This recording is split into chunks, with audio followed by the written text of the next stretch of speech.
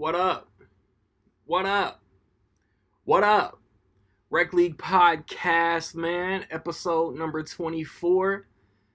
We just keep going. Your boy don't stop. We got a lot to pack in to this episode, man. I will let y'all know. I will let y'all know that this is a long one. But if you on the audio only, I just don't know if you can skip around from segment to segment. So hopefully, like I always say, man, Walmart a podcast. Hopefully you come for one thing, but you get a lot more than what you came for in the first place. That's not what I always say, but that's a little paraphrase. D23 happened. In my opinion, it was a little underwhelming, but the homies, Eric Sigmund, check out his podcast, the Sigmund Cinema Podcast. Nick Goodman. We come through, we briefly touch on the G.I. Joe and Mortal Kombat casting. We talk about the recent Spider-Man developments, and we talk about D23. And then we kind of sort of talk about the summer movie season. The summer movies is practically over. And, we touch upon and we discuss the highs and the lows of summer. And then the out of the blue Andrew Luck news, as well as NFL predictions. I got those for y'all. Of course I got bars. And then I'm gonna talk about like my hip hop, my ideas for this hip hop segment. This episode kind of got interrupted because there was a smorgasbord of new releases over the past week, and I'm gonna briefly touch on that. First, I'm gonna get into the poll questions, and there wasn't really anything I felt compelled to ask you guys on Twitter. That's where I do the poll questions. So I tried, some hip-hop poll questions. It didn't go over like I hoped it would. Because Rick Ross dropped Port of Miami 2. I can't confirm nor deny that I'm checking it out. It's still young in its release. But I just asked everybody, what's your favorite Rick Ross album? Port of Miami 2 just came out. Comment unavailable choices. Choices were Port of Miami, Deeper Than Rap, God Forgives, I Don't, and Black Market. All votes went to Port of Miami. So that's a fail. And then Snoop Dogg come out with I Want to Thank Me. Same idea. What's your favorite Snoop album? Comment unavailable answers. My choices were Doggy Style, The Last Meal, The Blue Carpet Treatment, and Bush. All votes went to Doggy Style. So again, that's a fail. I got other poll questions regarding Missy Elliott and Jeezy up. Check those out because they're still going on throughout the week. And honestly, I feel like my intros are a lot longer, but I mean, like, that's it for the intro. Before I bring in my boys, I want to move on to I want to shout out listeners right quick. So you can look at the analytics.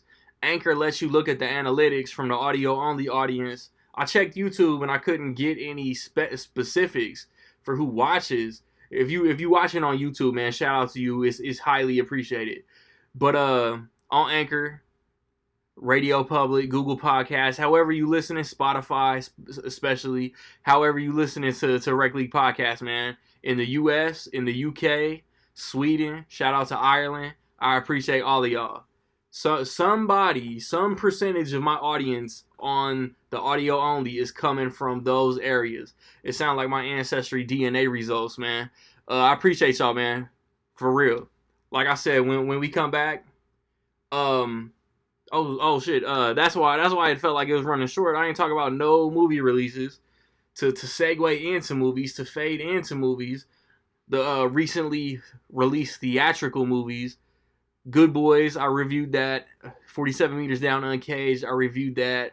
And the Angry Birds movie too. Those reviews are on my Randy Little YouTube channel, man. Go to YouTube, search Randy Little, look for those. Ready or Not came out this past Wednesday. I've heard it's good. I didn't get a chance to see it. I saw Angel Has Fallen though, and that review is also up on my YouTube channel. And then Don't Let Go comes out next weekend, kind of like to whimper out this subpar ass summer movie season. And then the weekend that my next show will drop, It Chapter 2 comes out to kick off fall and to give me nightmares for another 20, 30 years.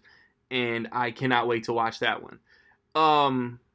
Recently released on Blu-ray is well, the TV shows are in full swing, man.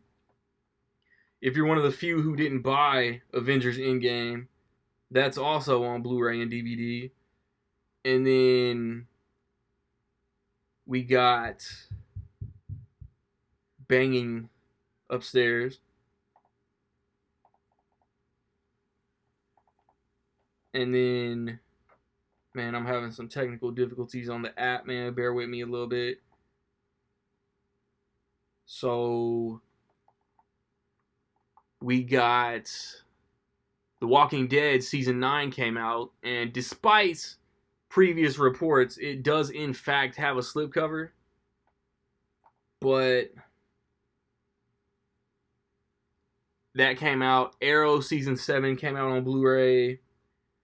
The Hustle, Brightburn, those came out. And then Batman Hush, Detective Pikachu. I think I mentioned those on the last episode. This upcoming Tuesday, Godzilla, King of the Monsters comes out. The Secret Life of Pets 2 comes out. So does Rocket Man, the Elton John movie. And The Flash, Season 5, I want to say. And then the Tuesday before my next episode, Ma comes out, so, as well as Booksmart. I'm looking forward to Booksmart. And then, because that's like the one movie that come out this summer that I didn't get a chance to see. And then, and The Kitchen, but Booksmart was way more praised. And then True Detective 3 comes out, and Young Sheldon 2 comes out. So I can't find a pre-order for Young Sheldon 2. But now, when I come back, we'll be talking D23 summer movies, etc., man. Rec League Podcast.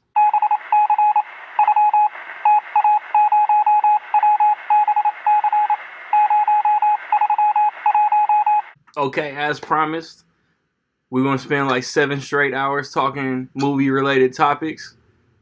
Nicholas Z. Goodman got himself a phone stand. And I don't want to push this to the next episode, so we're just a real quick, do you dig it? Is it trash? Is it too early to tell? Henry Golding as Snake Eyes in the G.I. Joe spinoff, even though there hasn't been a G.I. Joe movie in 6 years.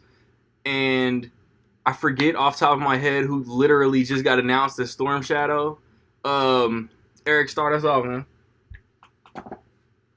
Well, I guess I'm sort of biased because I'm a huge Ray Park fan. And was he in Rise of Cobra or Retaliation or both? Both. Okay. Yeah.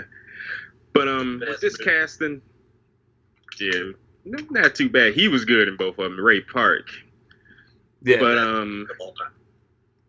I guess the casting is just studio mentality to always go young when they're trying to do something new. Oh, but Crazy Rich Asians, man. Like he's got the star power right now. Yeah, there you go. That's no, but I don't think it's too early to tell. He's, like you said, star power, and I think he's a good actor, but don't know how good or bad his martial arts skills are. I guess we'll see if he's actually a martial artist or they're going to train him. But he's got the, well, can't say he's got the look. He's going to wear a mask, but he's got the look. But no, I like the casting. I think it's cool. It's but I hope Ray Park is involved somehow. That's just, but no, I like the casting. I mean, but now everything else. It's just like Mahershala Ali and Blade. I mean, he's gonna train swords, karate, all of that. Definitely. Andrew Koji, he's gonna be Storm Shadow. Storm Shadow. I'm not familiar with him, so No, me neither. no opinion on that. But I like Snake Eyes. But let's just hope they build a good movie around him. I like the Nicolas Cage Las Vegas boxing gambling movie with Gary Sinise, Snake Eyes. I was really mad that this wasn't a reboot of that. Oh man, I was like, Henry Golding, I guess. He's no Nicolas Cage. He was my like highly billed, like recently acquired all this fame guy that I wanted for Shang-Chi. But yeah, I remember like I'm not complaining. I did like a letterbox review for Crazy Rich Asians, and I said something about I feel like this guy is gonna blow up, and then he was in A Simple Favor like 2 months later, and he's got the Christmas movie. I think he's cool. I think he's got a really good voice. I don't think Snake Eyes talks, does he? That's what I was thinking. Like, I don't think Snake Eyes talks, but he's definitely gonna have dialogue. Super handsome guy, like great actor, great voice. Seems like a horrible choice for Snake Eyes. Like, doesn't talk, wears a mask. So my guess is he's gonna not have a mask the whole movie. It's gonna be like a prequel or something. Like Judge Dredd 95. Yeah, like just something. Mm-mm. But in that case, like I think he'll be good in an action movie. Like, so I mean, stoked enough. You gotta showcase the moneymaker, and like this sounds like so like 2019 culturally insensitive, but I think it's like cool that like he's Asian but sounds British. Wow, man. I know, like I'm canceled. It's cool to me. I don't know. And the thing is, I wonder, well, you say if he's gonna talk or not, but it'd be cool if he doesn't speak English, you know, because he speaks the Snake Eyes. That would be so cool. But yeah, it's so in a lot of ways it's just too early to tell with the approach. I hope they don't, like you said, 95 Judge Dredd mask. We don't need that. Show the star, but yeah, we gotta see how well they treat or understand the material. A few characters for the Mortal Kombat reboot were recently announced. I think the one I want to focus the most on is Luddy Lin as Liu Kang, the Black Ranger from the Power Rangers reboot that we'll never get a sequel for. Nick, start that one. That's pretty cool. I like that they're actively moving forward with a new Mortal Kombat movie. I feel like it probably won't be good, but like it'll be something. Like it's weird that there hasn't been a new Mortal Kombat movie. So, he's a good choice. He was like 29 or something in Power Rangers, and he was supposed to be in high school, right? And he pulled it off. Like I suspected nothing. So, fantastic actor. I mean, great choice. And then I'm trying to think of who the other ones. It's the dude from Thor is. Yeah, I think he's Raiden. Right, that's pretty cool. One of the Warriors 3. Yeah. So it's like I'll need to start seeing like one of those. I'll need to start seeing pictures or like behind the scenes stuff for me to be like, yes, this is gonna be so sick. I think but like I'm Jimmy Olsen from Supergirl got cast as Jax. I think that's pretty dope. Oh yeah, it's good casting. So I'm there, but it's a little early. We're all gonna see it. You know, yeah. With James Wan is producing, right? Yeah. That kind of gives me hope. Like advanced effects. Paul W.S. Anderson in 1995. That's probably still the all-time best video game movie ever. But with the advancement in what's beating it? What's beating it, Nicholas? Angry Birds? Maybe in terms of like actually being loyal to the game, like where they like took the game and like it was clear that whoever made the movie actually loved the game. I'll give it that. I don't know. But that's the problem. That are actually good or like still not. It's like Detective Pikachu to me was like good. Like that might be the best video game movie of all time. But the question is, what's the source material that they were pulling from? The cartoon or the game? That's true. Actually, it seemed like they were pulling more from Who Framed Roger Rabbit. Right. Pokemon too. I also like the second Angry Birds movie. I guess I'm the only one that I thought it was like really good. That's out. Better than the I first wish I thought it was. Yeah, it came out last weekend. Yeah. It was like the first like 25, 30 minutes, they were on track for me, and I was like, yeah, this is better than the first one.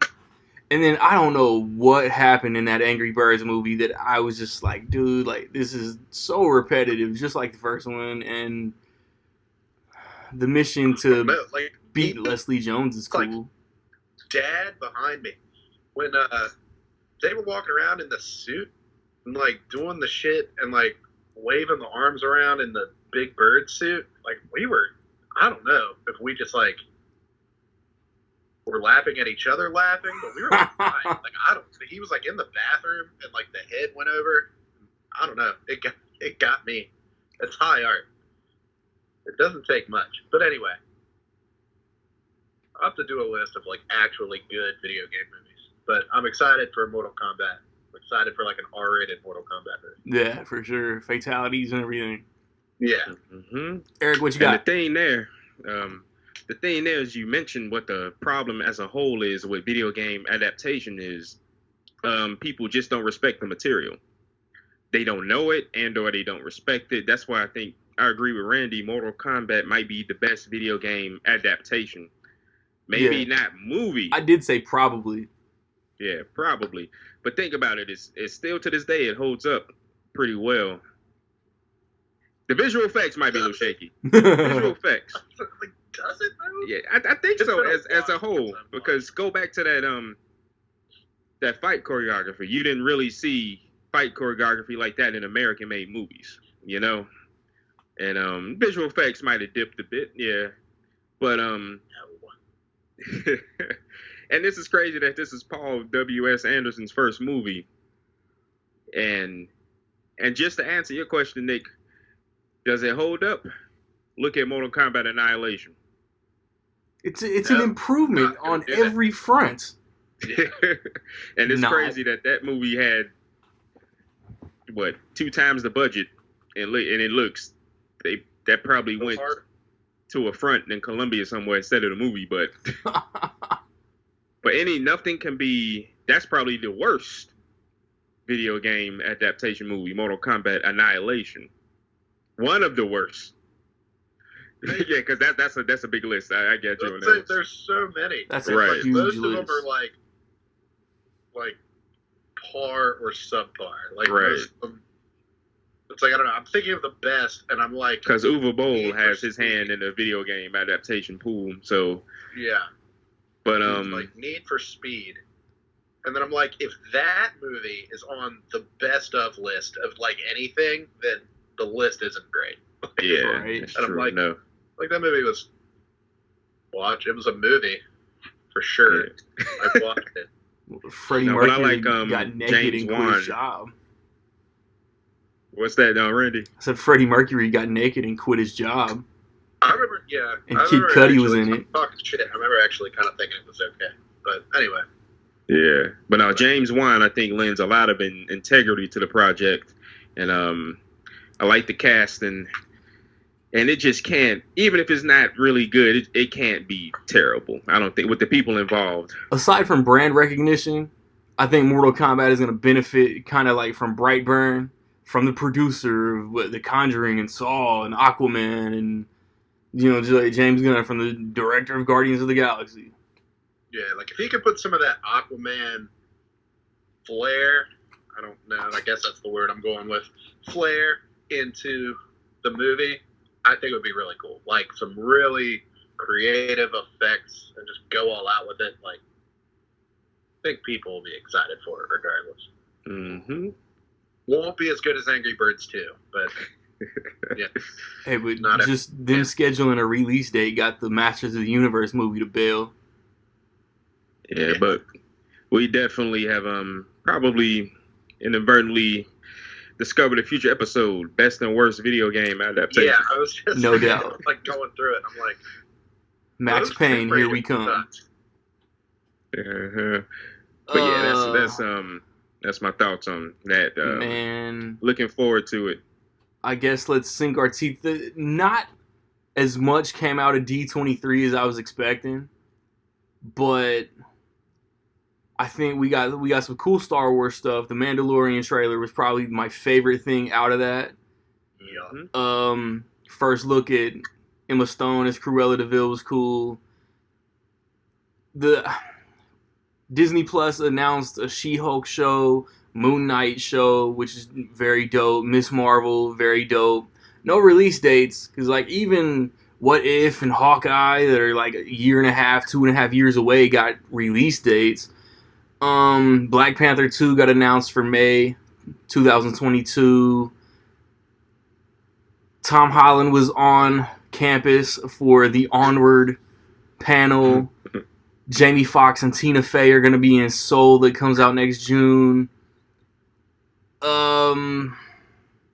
Off the top of my head, I'm blanking on anything else. Frozen 2, I think they announced their like their Disney animated movie for next November. What stood out to you guys? Eric? Well, the Obi-Wan show announcement. That's been creeping. Yeah. Rumors have been coming out, but it's official. Thank goodness. I'm curious. I'm glad it's happening, but curious where they're gonna go with it, because basically, the prequels and even most of the original trilogy, Obi-Wan was the heart of the series. He was always in the original trilogy, mostly in the background, but he got everything. He basically kicked, even though he was dead. He kicked the plot of Empire Strikes Back into motion. Even though there's other stuff going, he kicked Luke's subplot rather into motion. Yeah. And obviously the prequels, he's heavily involved. But is he?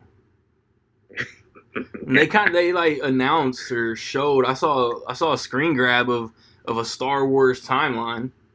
Yeah. And speaking of I guess it's The Rise of Skywalker, the new poster. I thought it's cool. I hope it's not like the final poster, because I want them to like keep in line with the same kind of like all the characters. Yeah, with the group, yeah. But this poster was cool. Yeah, but that poster's definitely got because I kept asking, I'm like, what? It's been nothing since the first teaser trailer, and then it makes sense that they held it back for this, but that poster's brought up my interest level just a tad.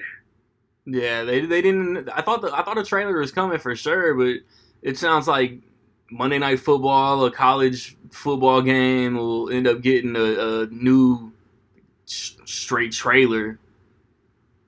Apparently, they showed a featurette. Yeah. That had, I don't want to spoil it, I guess, because apparently it's going to be online on Monday. Yeah. But I guess there's a scene in it that had a lot of people talking. Ooh. About the character doing a certain, like, having a certain thing. Maybe I won't watch it then. Yeah. But, like, I don't know. It wasn't a trailer, but it was enough that everybody's kind of freaking out about it in the Star Wars. I remember, like, Rey had some dialogue, and I heard something about the Carrie Russell character, and I think that's it.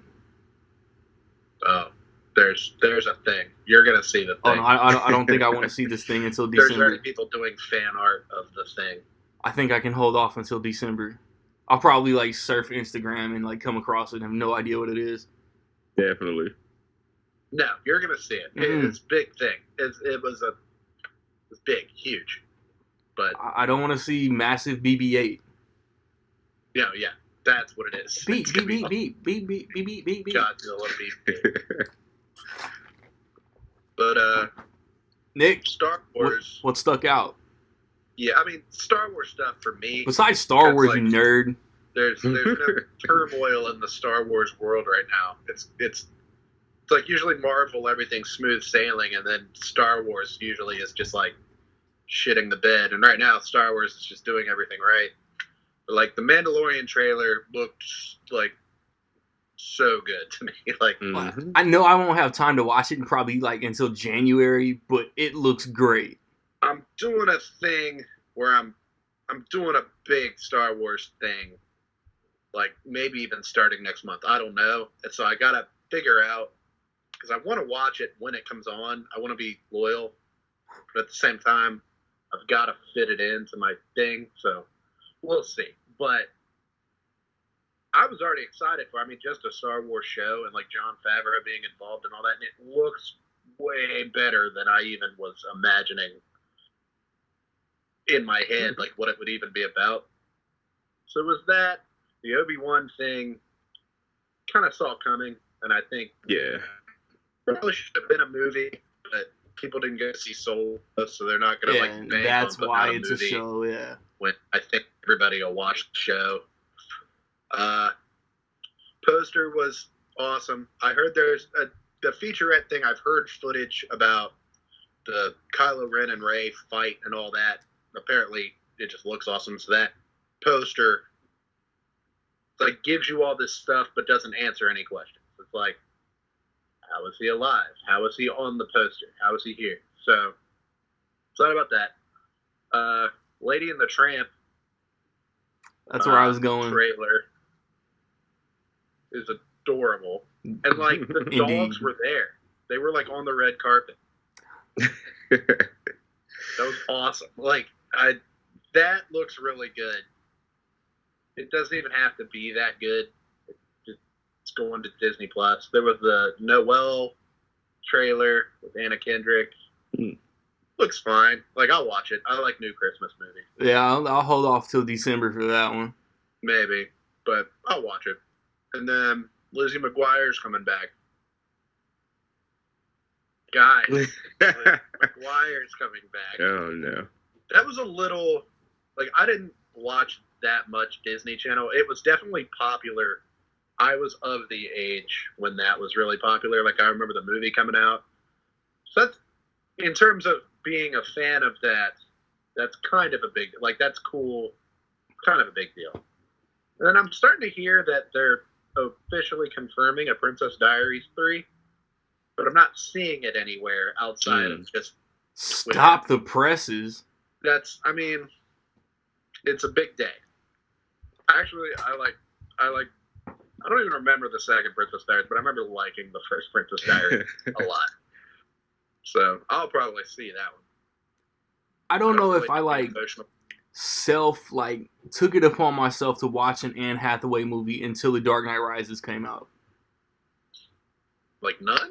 I don't think so. It's possible. That's interesting. I'm sure you've seen something. What about that was after the Meryl Streep. You might have watched them after. Yeah, anything you guys bring up was probably after Dark Knight Rises. Damn. The Intern, Love and Other Drugs. I can't think of any other ones right now. That's it. Those are the only two. Yeah. Interesting. Les Miserables and that's definitely Serenity. Haven't seen either of those. And as soon as Eric watches Serenity all the way through, we will have a Rec League exclusive Serenity review. Oh man. Played the voice in the movie Rio about the first Rio was before Dark Knight Rises. You got me. Also, oh really? It was. I don't know if you guys heard, but the blue macaw from Rio just went extinct. Yeah, that sucks. So, damn. Anyway, bombshell. Breaking news. Sucks. You heard it here first. Those movies make no sense now. Yeah, that's where I was going. That I was about to hit those Lady and the Tramp trailers. I thought that was really cool. It was a good trailer. I didn't get excited for Noel. It didn't even I didn't even get the urge to watch it in December, even though I will. But I heart Anna Kendrick. To watch a new Christmas movie, but other than that, yeah. I love Bill Hader in anything. I'll probably watch him and do nothing. And so. yeah. But, Bill Hader improves everything. You all were mentioning these TV shows. I don't know if there's been an official announcement. No. The format of the release of the TV shows, episodic wise. Oh yeah, I didn't hear anything about that. I don't know if they're gonna Netflix drop it all in one day, or if they're gonna DC Universe drop it one a week. Right. That's what I'm curious about. I hope they drop it all at once. Yeah, because you know who spoiled us with that, and a lot of people get mad when other streaming services don't do the all at once thing. Yeah. it's like it makes sense to do it once a week. Although I don't know why. I don't know who it would benefit really, but but also, but I like watching a show when I have Right. time to watch it as fast as I can. that's the thing, and it's with the streaming and just social media. The way things are now, people have short attention spans. Like, Oh, yeah. a week is like a month Yeah. in If the TV show's- land. What's that? If the show sucks, it's a lot like that. Like if not sucks, I guess that's. But you can watch a show in like 2-3 days and it'd be like, Mhm. yes, oh that was great. But like sometimes waiting a week between like nothing happening and like a little something happening is like Right. torture. So All right. And you got to think about the competition. So Yeah. Netflix is doing. You'll forget. Oh, I mean, But yeah. between them, like having like, so from what I understand, the entire vault is going to be available to watch, whatever that means. All at Pixar, some point, a lot of Marvel, like fresh content, old content. Like I think Disney will be okay with this streaming service. mm-hmm. they're investing a lot of like everything into it. Like they Yeah. are really confident. They got And a don't lot of forget eggs in the, this the basket. Fox. Yeah. Don't forget the Fox stuff. Like the entire Oh, Simpsons yeah, all the catalog is going to Simpsons. be on there. That's what I was wondering. It's not like I'm gonna like binge 30 straight seasons, but after premiere episodes of like newer seasons and stuff, how often like do they update it? Right. Well, Like- just wait till the whole season come out, or just post episode for episode. Yeah. Yeah, it's a lot of questions. But I think the official date was November 12th is when it launches. Yeah, just it's Tuesday, guys. Here you go. Yeah. Like almost everything they have is coming out on November 12th. Yeah. They're like, Noel, Mandalorian, here you go. It's like it's gonna be there when you turn on your TV. Mhm. We'll see. I think it's gonna do time corporate to overlord levels of good. tackle the topic that's emotionally kept me in shambles all week. So, from what was reported or what I've heard, Disney or Marvel, Kevin Feige or Disney wanted more than what they had been getting from the shared Spider-Man revenue. Sony was not cool with that. So Sony took full control, distribution, production, whack poster design, all the way back to them. Kevin Feige, the Marvel Cinematic Universe, is at this moment done with Spider-Man. I have so many thoughts and emotions on this. It's like Sony, despite what anybody said, if you're looking at your Twitter feed and you follow all these insiders, Sony has apparently made 2 good solo Spider-Man live action movies over the past couple of years, and they made a great animated Spider-Man movie over the past couple of years. I'm calling bullshit. We said this in the group chat, but we got to put it on wax so the 3 people that watch and listen to this podcast can hear it. If it's not for the Marvel Cinematic Universe, if it's not for Feige, if it's not for the flowing, already established world, Homecoming and Far From Home don't even happen. And then Lord and Miller and the artists and so all these different things you can do with animation is why Spider-Verse was so dope. Sony just benefited from owning the property. The last good Spider-Man movie that Sony had anything to do with came out in 2004, and even that was Sam Raimi. Yep. You know what I mean? Fact. Like when Sony tries to push their way into a Spider-Man movie, you get Spider-Man 3 and the shoehorn Venom, dancing Tobey Maguire, all, hey guys. And whatever you feel about the Amazing Spider-Man movies. I don't hate them, but they're nowhere near the top of the Spider-Man movie list. And then I'm kind of like Disney should have just been cool with what they were getting or whatever Sony accepted. So there's fault on both sides. Nick, start us off. And don't forget about that handshake deal that supposedly Tom Holland has for future Marvel movies. But that's why I'm not worried, because I'm like, he shook hands with someone, so it's fine. Historically, that's always worked. Shook hands with Robert Downey Jr. Yeah, like they're on Instagram together, holding toys, so like they're fine. I actually think the Amazing Spider-Man 2 is a bigger example of studio interference, maybe even than Spider-Man 3. To like, Amazing Spider-Man 2 is a mess, like almost from start to finish. You know, it's just, that's the only thing about me is, you know, reading everything I've read about the deal, even though none of us were in the room, so we don't really know for sure 100% all the details. You know, Disney coming in saying, well, we want to do this 50-50, and Sony saying, no, we're good the way it is, and Disney deciding to walk. To me, that sounds like Disney are at fault. To me, that's like, you made way too aggressive an offer.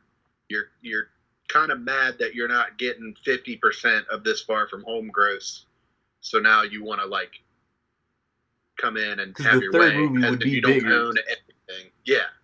So reading that, I'm kind of like, it's cool that Sony stood up to Disney a little bit. I kind of wish somebody had counter offered something else. They've been like, hey, don't leave. We'll give you 10% or something. I kind of wish that Disney or like Feige would have been in the room and just been like, no, we have to finish that mid-credit scene, because if Sony makes the next Spider-Man movie, it can't reference anything in the MCU. But Tom Holland is going to be in the movie because contracts, and I don't want to spoil anything for anybody who hasn't seen a movie that's not even 2 months old, but that mid-credit scene is one of the best MCU mid-credit scenes ever, and I need to see the outcome. Me alone. Yes. That's kind of my thing, too. It's, you know, you look at what Disney dropped at Comic-Con, their whole timeline, what they talked about at D23, Spider-Man's not on there at all. Like, they clearly had no plan for Spider-Man in the immediate future, which is fine. There's a lot of other people that need movies. Yeah. And if you told, to me, it's like Spider-Man doesn't really need to be in another Avengers movie. Just my opinion. Like, not every movie from here on out, now that Endgame is done, not every single movie needs to be a stepping stone to a bigger movie now, if that makes any sense. But, like, him being, you know, him only getting solo movies or him only doing his own thing is fine to me. But being separated from Disney means he can't even reference Tony Stark as a character. Like, he can't be like, damn, what would Tony do? Even that, like, just something quick. There's so many things that they built up with him as being little Iron Man that now it just seems kind of stupid. Aunt May had this fling with this guy that we can't say his name, and he's gone. It's like, he can't be in the movies. I mean, maybe he can. I don't know how things work, but maybe he can, maybe he can't. It just seems, it's just like this weird, like, Spider-Man is such a moneymaker that it seems like Disney's attitude is almost like, well, we don't need him to make money. That's like, that's probably true, but we have the Eternals coming. Yeah, we're set. It's probably true, but it's Spider-Man. Like, that's, everyone knows Spider-Man. And Sony are thinking, well, we don't need you to sell Spider-Man. That's like, that's probably true, but when y'all were working together, it's the most money you've ever made with that character. Like, that's, these are just facts. Separately, Into the Spider-Verse didn't make $1 billion. Yeah. I don't know where it ended. It did Oscars fine, and acclaim, but yeah, it did fine, but money-wise, it did not make MCU money. Venom did well, but that was kind of inexplicable. No one really knows why Venom God. The filmmakers don't even know why that did as They're well. man. Andy Serkis needs to jump shit, man, because they're gonna shoehorn Spider-Man into this movie where with all the lore, Eddie Brock getting the symbiote from Peter Parker, and now it's just gonna be some non-comic or originated story that Tom Hardy just hates this kid for whatever reason. Oh, and hey, there's Jared Leto as a vampire because Sony needs their own universe. Yeah, it's like flirting with Warner Brothers level. Like that's what I think I said. It's like flirting with that kind of like eye roll. Maybe like, Joss Whedon will be the director of Venom 3. Maybe. God, it's kind of a mess. It's like a mess that you're not used to seeing from Marvel Studios and like the Disney Marvel characters. So I think that's what's giving it the most reaction. It's like we're just not used to there being this much disarray. We're used to them having everything on point. So Eric, how do you feel about the disarray? Yeah. Disarray. Word of the day. I disagree. All right, moving on to summer movies. I was playing. No, actually, I got a bit of a checklist. Just run it There's down. one thing you all didn't mention, which is kind of interesting, about not mentioning Tony. Tell me something about the villains in Homecoming and Far From Home. What do they have in common? They all had beef with Iron Man. Yeah. You know what I mean? Or both. And just that alone is so much, just passing reference. Is that going to be able to be done anymore? And No, the villain in the third movie is going to be connected to the death of Uncle Ben. yeah, finally go to Uncle Ben route. Yeah. So to answer your question, now here's my take on it. I say pass the greed pie all around. A lot of people are putting the blame on Disney. So although I do agree with the Disney being greedy, so one thing we didn't mention was Disney had all of the merchandising, every single bit of it, and that's a lot of money. Marvel Studios, for example, Star Wars toys and merchandising and crap has taken a really steep nosedive. Marvel Studios merchandising is like through the roof. The red arrows through the roof, and imagine how much money Disney made off of that. You know what I mean? Was part of the deal, since you wanted 50-50 from Sony, were you going to share some of the merchandising with Sony? You know what I mean? No. Sure. So going with Sony now, They have PlayStation. the thing with Sony is, when it comes to the situation, so Into the Spider-Verse, great movie. Even though it's a tremendous hit, I think it deserves to be more successful. It made $375 million worldwide, which I think is nowhere near enough. That's crazy. No, like that's fine, but it wasn't like great. It wasn't like notable. So let's speak to quality of the pure Sony movie. So Spider-Verse is probably, in my opinion, top 3 Spider-Man movies. I have it third. There you go. And Venom Is not a hated Spider-Man movie. I did not like Venom at all, and you could tell I didn't like Venom. But Venom made $850+ million worldwide. No one knows why. Even Sony can't take that, man. It's the Mad Max Tom Hardy, name recognition. I don't know. It was like the word of mouth just was so not bad. It was almost like people were surprised that people were liking it, so they went. Yeah. I thought it was okay. It was okay, but it wasn't great. Like, and the thing is, if Sony moves on producing these Spider-Man movies, so without the without Marvel Studios' involvement, Sony was stuck in the reboot loop of Spider-Man. They just couldn't get it right. And like what Nick said with Amazing Spider-Man 2, did you see all of the deleted footage that's out there for that movie? It's literally, they've deleted I believe 4 characters from that movie. That's how much stuff they put into the movie and took out. The Jamie Foxx character, Electro had Mary Jane. His mom was in the movie. What? Spider-Man's dad was in the movie. Mhm. I mean, they actually and I've seen that. look up that scene, that the graveyard scene, right? Yeah, I've seen that. That's a great scene, right? Acting wise. Well, let's take that out. And it's so, and it's the Rhino. We need more Rhino. yeah, Paul it's just Giamatti. they made the same mistake they made with Spider-Man 3 as far as putting everything. Now, what makes Gumbo good? You don't not throwing everything in, but throwing the best stuff in. And they threw everything in, and they didn't necessarily take the worst stuff out. That's why I feel like Sony is like one of the worst studios to own comic book material, because Right. they want their own cinematic universe based around one character. Yeah. That's a horrible idea. Y'all there? Oh, they froze a bit. Yeah, y'all all froze, but audio only be like, man, this is too long. The Yeah. silence, man.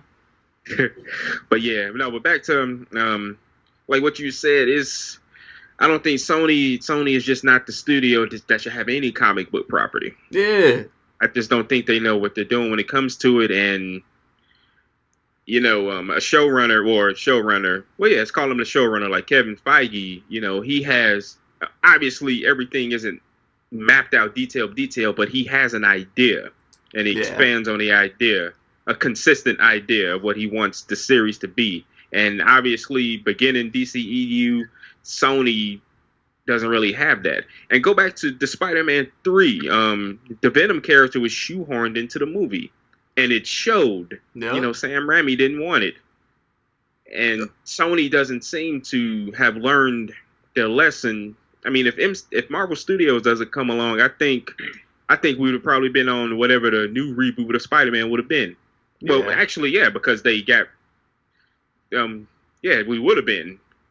And who knows what that would have been. Did Sam Raimi even want two villains for Spider-Man 3, or was it just Sandman and then he was going to do Black Cat and Vulture for 4? That's a good question. Well, obviously, they had to go with the Harry Osborn. They had to continue with that. So yeah. So yeah, I think the two villains were always going to be in there. But obviously, it's a hard fact that that Venom wasn't supposed to be in Spidey 3. But it's interesting to see how Sony moves along, and how, you know, just given the track record, you don't want to be negative, but that's what the track record is. They have one great, well, I give you two great Spider-Man movies out of how many? And and Venom is just, I'd say 3 great ones.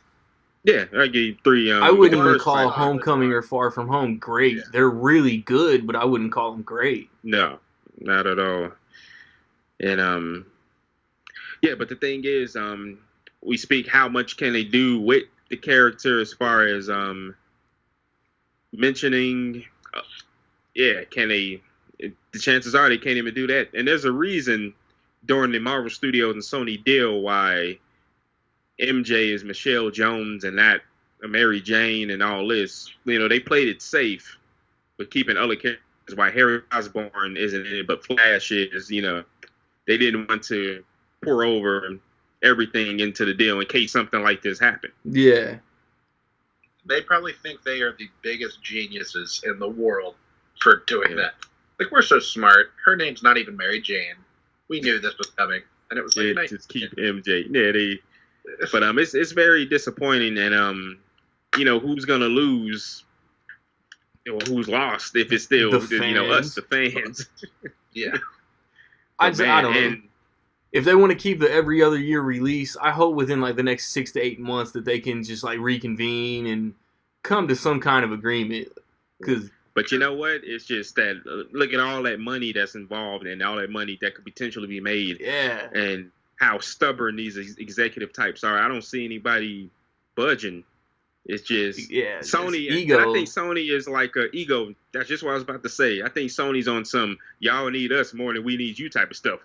Spider-Man is ours. It's like on one hand, like I've heard somebody in Sony has said, we've studied the MCU format. We know exactly what to do with this character now. It's not just about knowing what the format is. Look at DCEU. Yeah. Look at the early, you know. And I want to see Sony release this Spider-Man movie that they think is going to be like the biggest movie ever. Like I feel like that they think that their next Spider-Man movie is going to be like bigger than Endgame.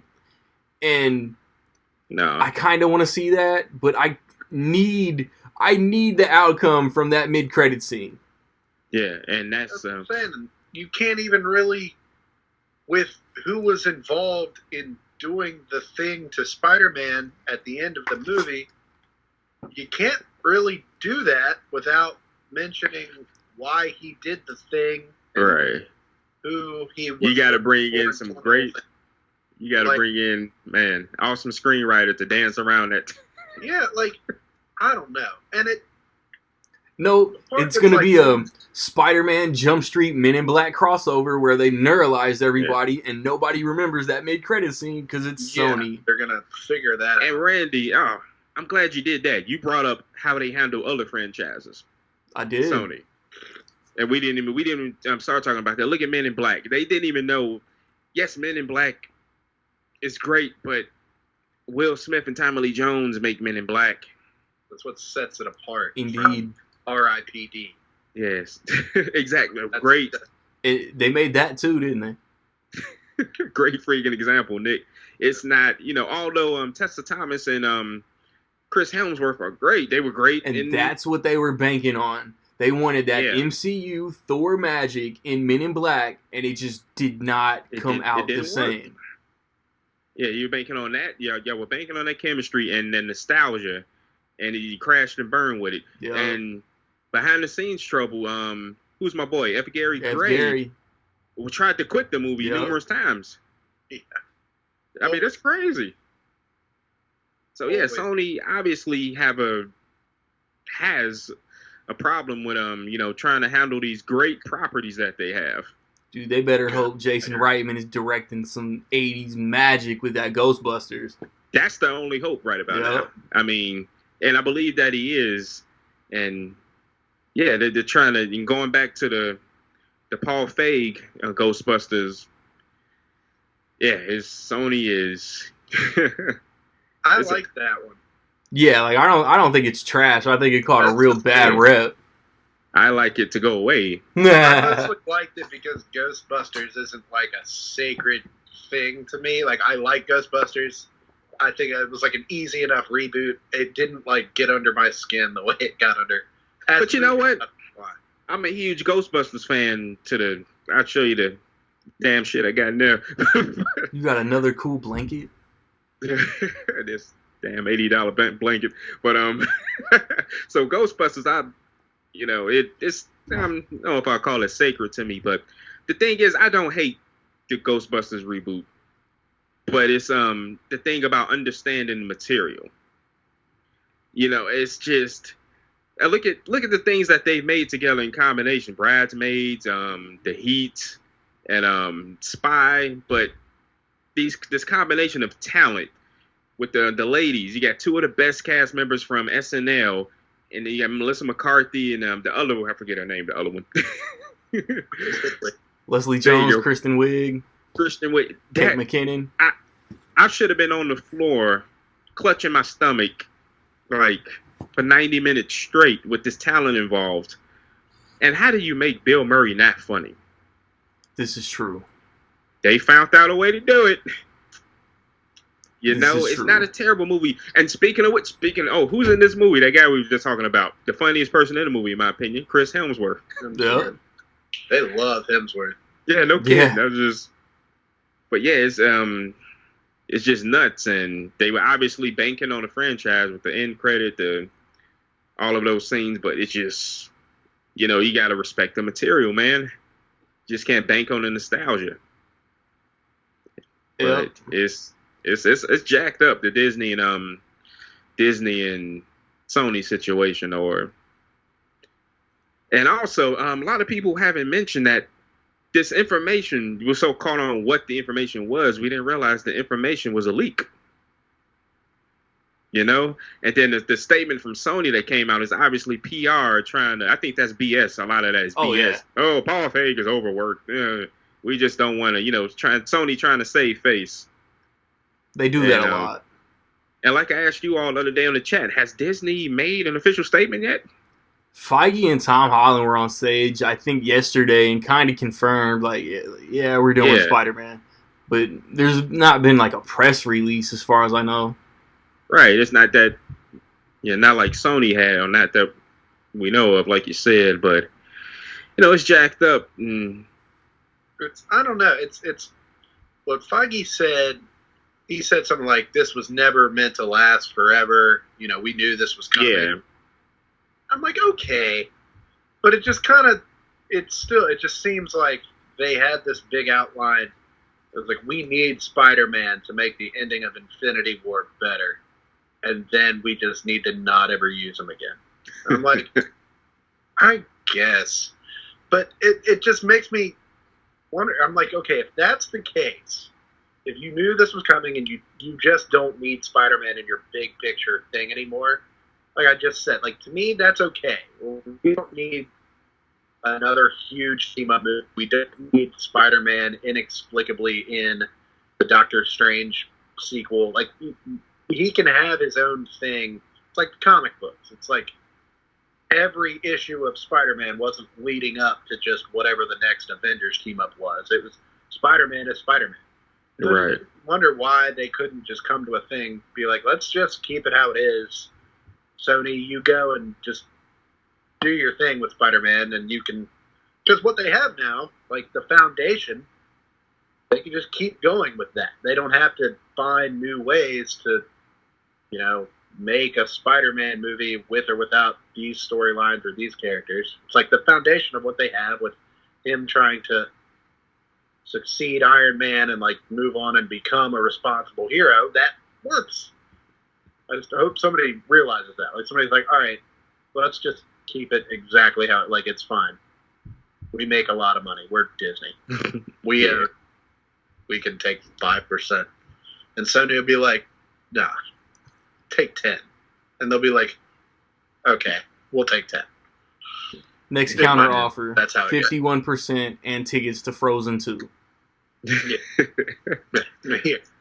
Take 10. That's Cool. Let me break it off real quick, and then we'll wrap it up and recap summer movies real quick.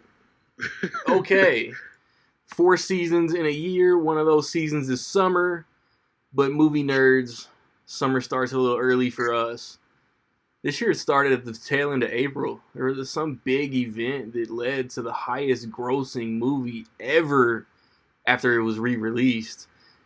And I don't even know how I want to do this. Like, was Avengers everybody's favorite movie this summer? Yeah. Yeah, I think that's it. That's safe to say. Maybe not everybody's. Okay, so what was 2? Ours. Because I haven't seen Booksmart, and I heard it's a good big contender for 2. Nicholas, is it number 2? It's my number 2. In terms of what I gave ratings to, Yeah. I gave Booksmart a really high rating. It was just good. It just worked. Like, you made similarities to movies like Superbad and, I don't know, just other coming-of-age high school movies, but it just was really good. Like, it was really funny. Like, it might still be it's definitely my number 1 comedy of the year so far, but we've had a couple since that have been really funny. It might still be my funniest, like, hardest I've laughed at a movie all year, too. Good Boys was really funny. Yeah. But on I'm the trying real, to think of one time in Good Boys where I, like, belly laughed, like, really hard. It was more like steady the frat scene. The what? The scene at the frat house had me weak. That, yeah, like the little quote when they were sitting on the couch was probably the hardest I laughed. But, like, yeah, Booksmart is my number 2, and I can't wait for it to come out in a couple weeks. I've mentioned a couple times on the pod that, like, I'm ignorant American trash. Like, my top 5 for the summer and for the year are all, like, franchise movies. So I think my favorite original movie of the summer was probably Long Shot. I don't know why I really liked Long Shot. It was hilarious. Long Shot was really funny. The tattoo. Yes. I don't Like, remember the tattoo, but yes. The what? tattoo. I don't know. I blanked on the tattoo right now. Pause the thing, go watch it. Come back in 2 We'll hours. come back to the tattoo. Eric, what's your second favorite movie this summer? my number 2. I didn't see a Long Shot, but I did like. Yeah, I know. Tattoo, guys. So I'm sticking with the franchises, and number two Is my number I two. think in a rarity, movies getting better with each subsequent movie. John Wick 3, Parabellum. Yes, sir. Yeah, it You is. stole my number two.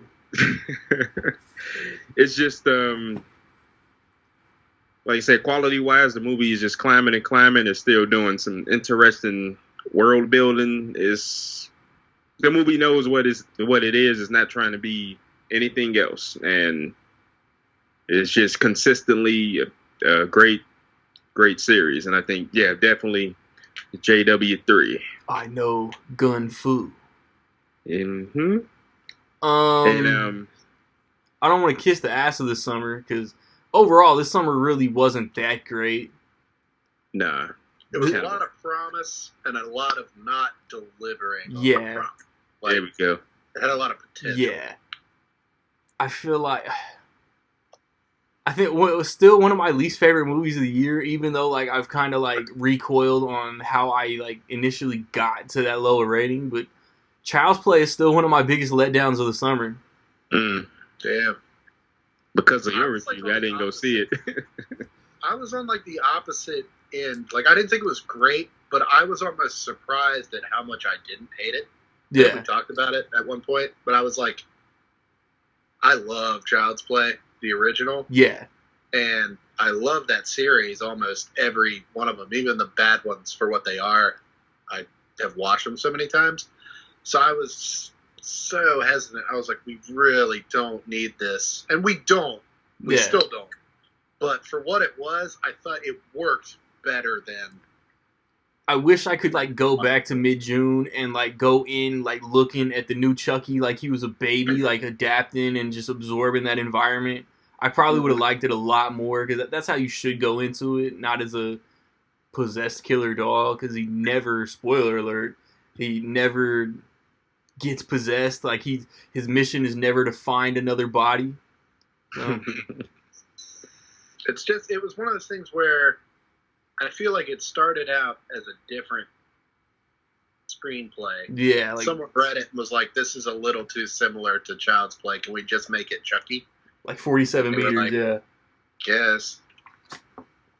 I guess. I had this whole screenplay about how we're too addicted to technology. And they were like, that's cool, but what if it was Chucky? What about a remake? Right. Yeah. My biggest letdown of the summer. Yeah. I Like, was- I don't know. I don't know if I had any like straight up just wow that sucked letdowns. Oh, I do. Like let's it's hear like, it. We talk about Men in Black, but I didn't go into Men in Black Yeah. thinking it was gonna be anything special. It was about as good as I thought it Those was. Men gonna in be. Black trailers let you knew that you were getting into a Yeah. bland cash grab. That was the thing. The trailers were not good. I thought the movie was better than the trailers, if I'm being honest. So I can't really, and like I didn't think The Lion King was a letdown. I know some people did. Some people were underwhelmed. Some people were overwhelmed. Lion King was like I was whelmed. good. Yeah, like I was whelmed by The Lion King. So that's not a disappointment. But what trips me I out think is my lowest. I hear a lot of complaints about the Be Prepared song. They didn't even do Be Prepared. Dude, they did a remix. Like, Chiwetel Ejiofor is not a world-renowned vocalist. No, They- yeah, it was they kinda did a like remix. Yeah, it's kind of like a tone lock, kind of like rap version of Be Prepared. Like he just talked it. But yeah, no, I like The Lion King enough. I think my lowest rated or like ranked. I wish I had looked at my ranking thing before I got on here, but I think my lowest was The Hustle, which I didn't hate. Yeah, it just which- was nothing special. Yeah, it was fine. It was like a half-assed remake of Dirty Rotten Scoundrels. Almost like scene for scene. I was shocked at like Really? the stuff. If you've seen that movie, the stuff that they redid, I was like, they really just remade that movie. I swear Without any I love. should have started by asking if anybody's gonna go see that David Oyelowo like kind of like time travel murder Blumhouse mystery movie. The summer's not technically over. It's just over for when my podcasts are coming out. I'll probably skip it. It's already got, like, and not that it matters to me, but, like, it's already got a low Rotten Tomatoes score. That's It unfortunate. already had one before it even came out, and I'm just not that interested anyway. Yeah. That's like one of those where I would be like, man, maybe. And then if it got, like, good reviews or something, I'd be like, oh, well, Yeah. all right, well, let me go check it out. So And I'm curious on how they're going to tackle it. It's like, remember the movie Frequency? Mm-hmm. Yeah, with Jesus. It's Quaid. Right. But yeah, that's, oh man. Eric, you tease some letdowns, man. Let's spill them. Dark Phoenix. Oh, again, that was one that my expectations were just not that high. Yeah. So I went in, I was like, it might have been better than I was expecting. My Yeah, expectation, I try and go into each and every movie with just a even playing field for every movie. So, and yep, I spent my money, and I mean, even on a big format, I saw this movie in Dolby Cinema. It couldn't even, boost the excitement up. It was just, I think it's the worst. I think the numerous pushbacks kind of got me ready for just something that was fine. Mm-hmm. And I'm more disappointed in the Disney multi-screen format that the Blu-ray is going to get than the actual movie. I try not to pay attention to those things, but all the negative hype, even though I was like, it was I know unavoidable. I know I'm going to go watch it with an open mind, more of an open mind than most, that, like, negative hype was still there. Like, I knew it was there. I couldn't escape it. So that was still in my brain. Like, oh, what, this sucks. So that was kind of going through my head as, like, the whole time I was watching it, even though I didn't want it to. So the fact that I got any enjoyment out of it, I was like, oh, that wasn't as bad as it could have been. But I guess that's not really fair. Like, it probably really did suck. And maybe I was just like, yeah, it could have been. I could have gotten shot or something. Like, it was like, well, I could have been punched in the face watching it. But I did get punched in the face watching that movie about what was on the screen. Yeah. Because 3D.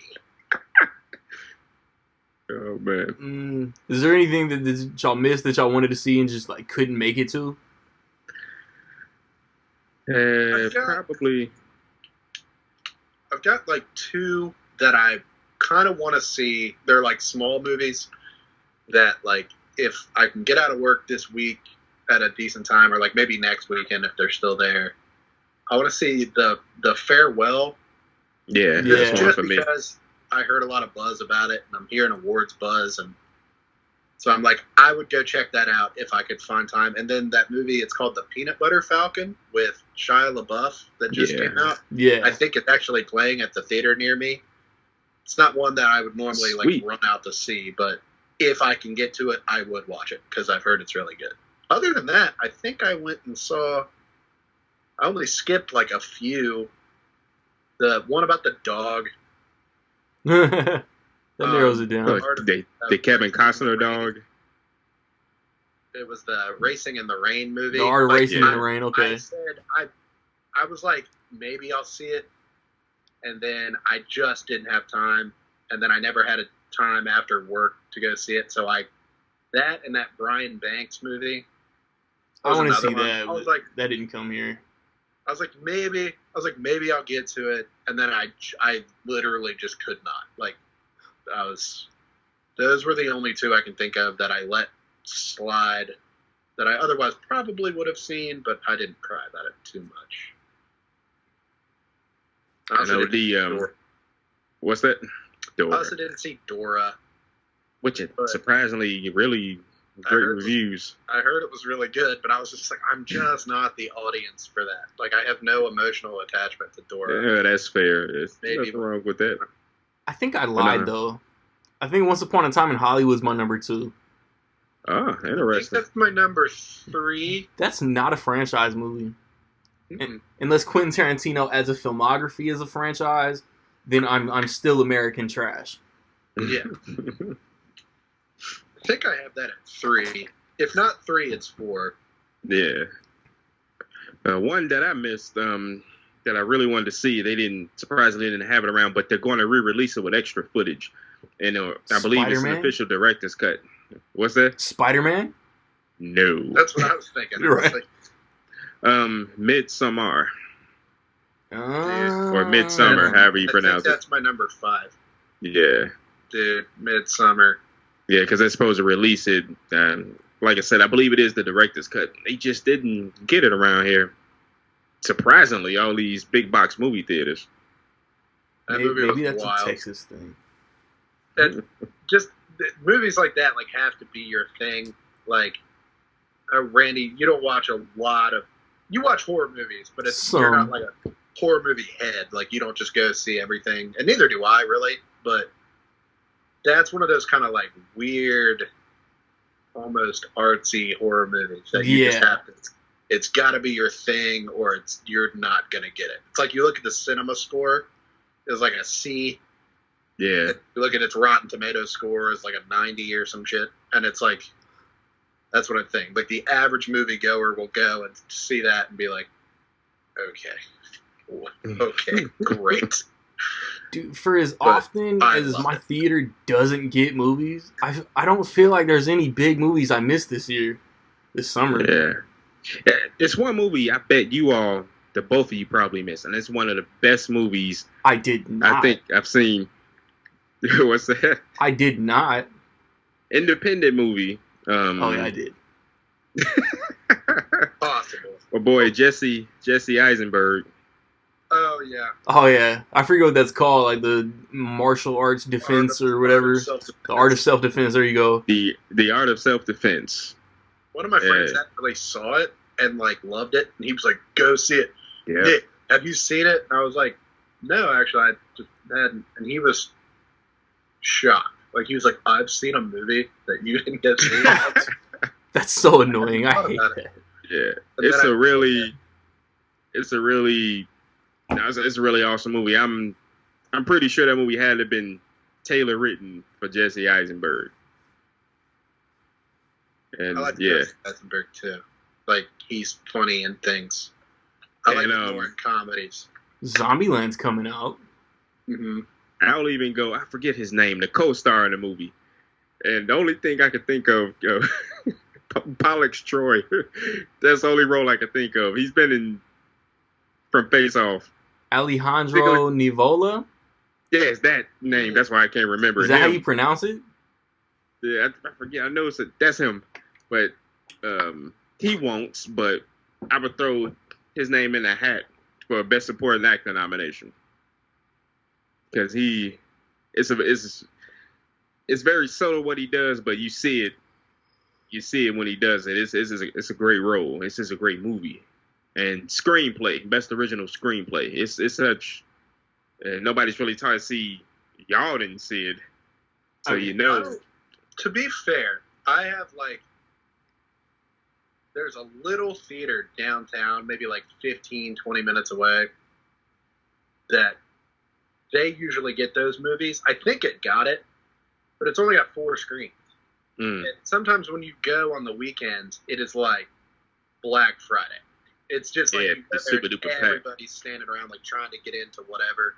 So, and lately the weekends are the only time I can do something like that. Like after work, I can't go. So that's why I've missed the other 2 movies. Like The Farewell has been there for months, and I just haven't been able to see it. I think it's at one of the ones near me, so hopefully you can see it before next week. These are normal people problems. And to be fair on my end, I'm in small town Texas. It's one theater with 8 screens, so they're only making what makes money. Yeah, they're only gonna. And what's the next type of theater or art house theater around you? Me? Just probably an hour away. Yeah, it's probably in San Antonio. Man. Damn. Move. See. That's a 2.5 hour trip. See, the thing with me, if I miss a movie, it's just time related because it's like 3 Alamo Draft Houses within 25 minutes of me in every direction. Fun, man. we got a Cinemark, got an AMC, and still surprisingly, Midsummer. I think that was probably a time thing. Alamo Drafthouse definitely had them, but it just came and went. But the re-release, I got to go see it. And it's getting a Blu-ray release. Yeah, Midsummer's coming out pretty soon. Release. Yeah, it's coming out in September, October. But it didn't get a 4K release, which a lot of people are kind of mad about because Hereditary got one. And it's not a director's cut. Like, it's just the movie. So I think a lot of people are wondering if they're going to re-release a director's cut. I kind of doubt it. It's interesting. And something else I want to see on a big screen that didn't come around here, Apocalypse Now, the 40th anniversary. Oh, yeah. I wanted to check that out. I think that came to my IMAX theater, but it was only like a day. Like, it had 1 or 2 showings one day, and I was like, well, that's how it usually happens with anniversary type stuff. Mm-hmm. It's like you can't make it at 2:15 on a Wednesday. Sucks to be you. I'm like, well. Let me ask you this: does your local theaters get a lot of Phantom events? No. Yeah, he's like. No, my theater didn't get those Batmans, and I was so crushed. That sucks. 2 of mine do. Sometimes I think it kind of depends. Like, you see those commercials for the riff tracks and all that. Yeah. I never see those, but on occasion, like if it's a movie or a documentary or something, on occasion I'll see them. You see the ones for Field of Dreams or Glory? That's Phantom events. I feel like Field of Dreams was at one of the theaters. And I think the Batmans were at my theater that's like 5 minutes away from me. I think but again, it was like... And the most recent one, they had the Superman ones, the death and rebirth of Superman. I saw those at... Oh, that's so cool. Yeah, I didn't... My theater might end up getting that Friends thing. It's like... Oh, really? Was it 30th, 25th anniversary or something? I'll go just so they like... I'll spend my money on that just so next time they're considering getting some event thing that hopefully my few dollars helped out. If it's like a music documentary, a lot of the time they'll get it. And like the one, I've got pretty much 3 Regals within like all different sides of me. The one about 10, 15 minutes away always gets like movies from India. The action movies, that we get some of those too, or just plain. It's like it's the only theater that gets them. They must do well because they always have them there instead of other stuff. Like, you wanted to go see The Kitchen there, like you couldn't, but you could go see, whatever it's called, and like there's got to be people there. And then the couple of the ones around me are starting to do the early showing stuff more, like the Fandango early showings. Yeah. But the one right up the street never does that. It's got like 10 screens, I think, or 12. And so it gets most movies, but they don't do events. They don't do early showings or anything. It's just strictly just normal. The one reason in particular that I asked is a lot of people that I talk to, or people in general, don't seem to know about it. The new Jay and Silent Bob reboot movie is going to be a Phantom event. I was wondering if that was true. Yeah, it's true. Tickets on sale October 15th. Are they on sale now? Mm-hmm. Or they're on sale now. I bought mine already. Into that. Yeah. And some theaters have 2 showings. Just the one showing for the movie. Then it's going to be a double feature. Every theater's not doing a double feature, but all my theaters are just doing a regular showing of the new movie. Dude, that's the one movie. That's the one movie I wanted to see this summer that didn't come here was The Kitchen. The Kitchen. Yeah. I didn't hate The Kitchen. It was all right. Cooking a lot of food. Yeah, I never read the book. I was not familiar with the source material. Yeah. But it was okay. Angel Has Fallen okay? It might have been a little better than Angel Has Fallen. I think my ranking, I've got it a little higher. I'm going to say it centers around these women, and it's pretty much just a standard, like, mob movie. Yeah. Had it been centered around 3 dudes, it would have just been boring. It would have been every mob movie you've ever seen. But, yeah, 3 good actresses doing it, and that just makes it different enough that I was like, okay, right.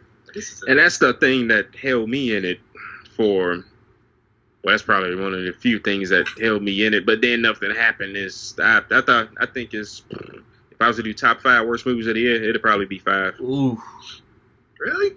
Yeah, it's just something about it. And it's very basic. Yeah, just. I mean, water. Story, filmmaking techniques, just basic. It's not terrible. It's just basic. But if I needed that number 5 movie, I would have to put it on there. It doesn't. And like you said, if it was 3 dudes, it'd probably be extremely boring. Yeah, it would.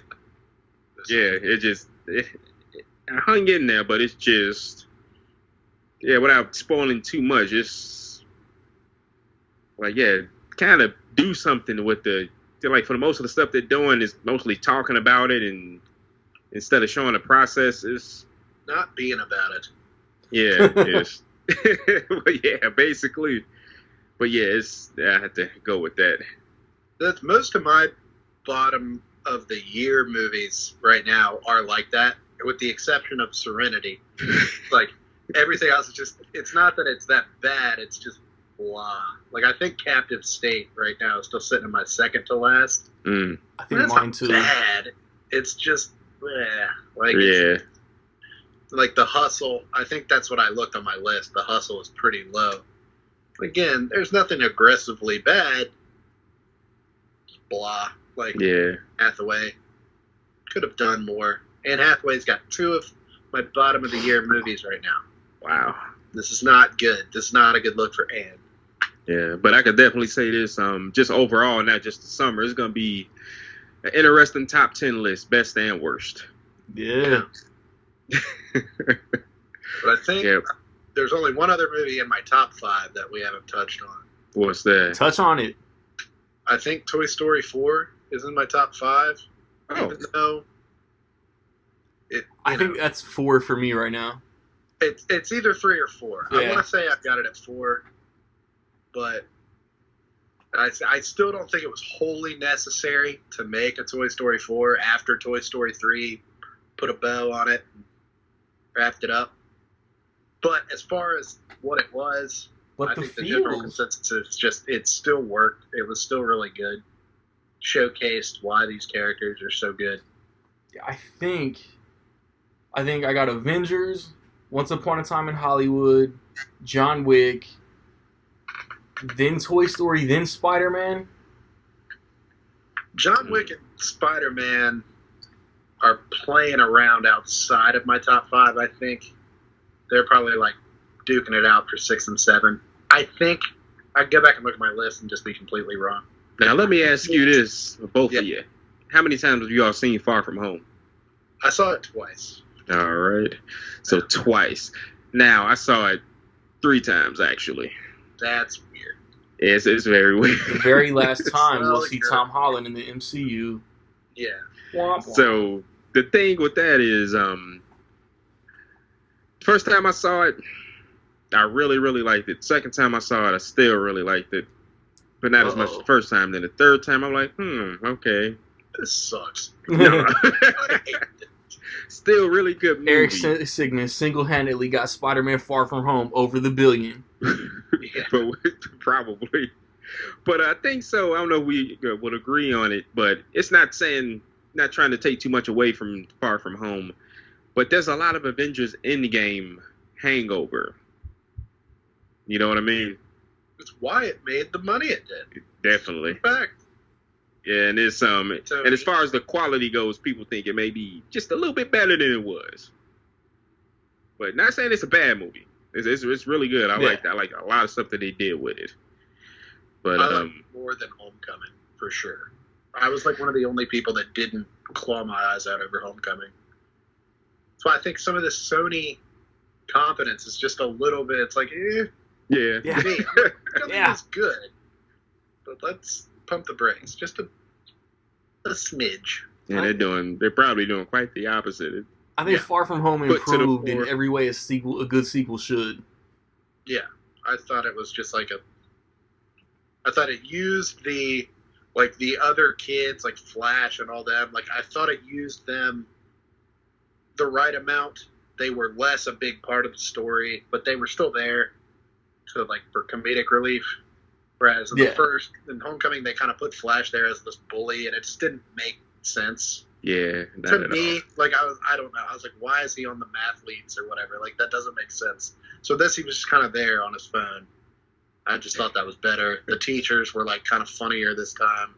No, but MJ throwing Flash under the bus. He blipped, so he's not technically 21. That was great. Like, MJ was better. Like, they gave her something to do in this one. Yeah. Than sit around. I don't even know what she was doing at Homecoming. I just didn't get. There were a lot of parts of Homecoming that I just didn't get as a Spider-Man fan. I was like, but to be fair, why are we doing it like I think they were purposely not making her the focus so they could put that MJ stinger in. And plus the other girl. It was worth it. Yeah, the other girl with the twist. And if you haven't seen. That was a good twist. I'll give him that. I'll give him that one. Pedro. And but, yeah, I just thought following up in game, I liked Far From Home. I thought it didn't answer every question or, like, tie up everything, but I thought it was a good choice to make the follow-up of Spider-Man movie as opposed to, I don't know, a movie about Wanda or something, like Black making Widow. a Spider-Man movie. Oh, yeah. My least favorite news out of D23. Kat Dennings in WandaVision. That's kind of weird. But it's like her and Randall Park is playing the same dude from Ant-Man and the Wasp.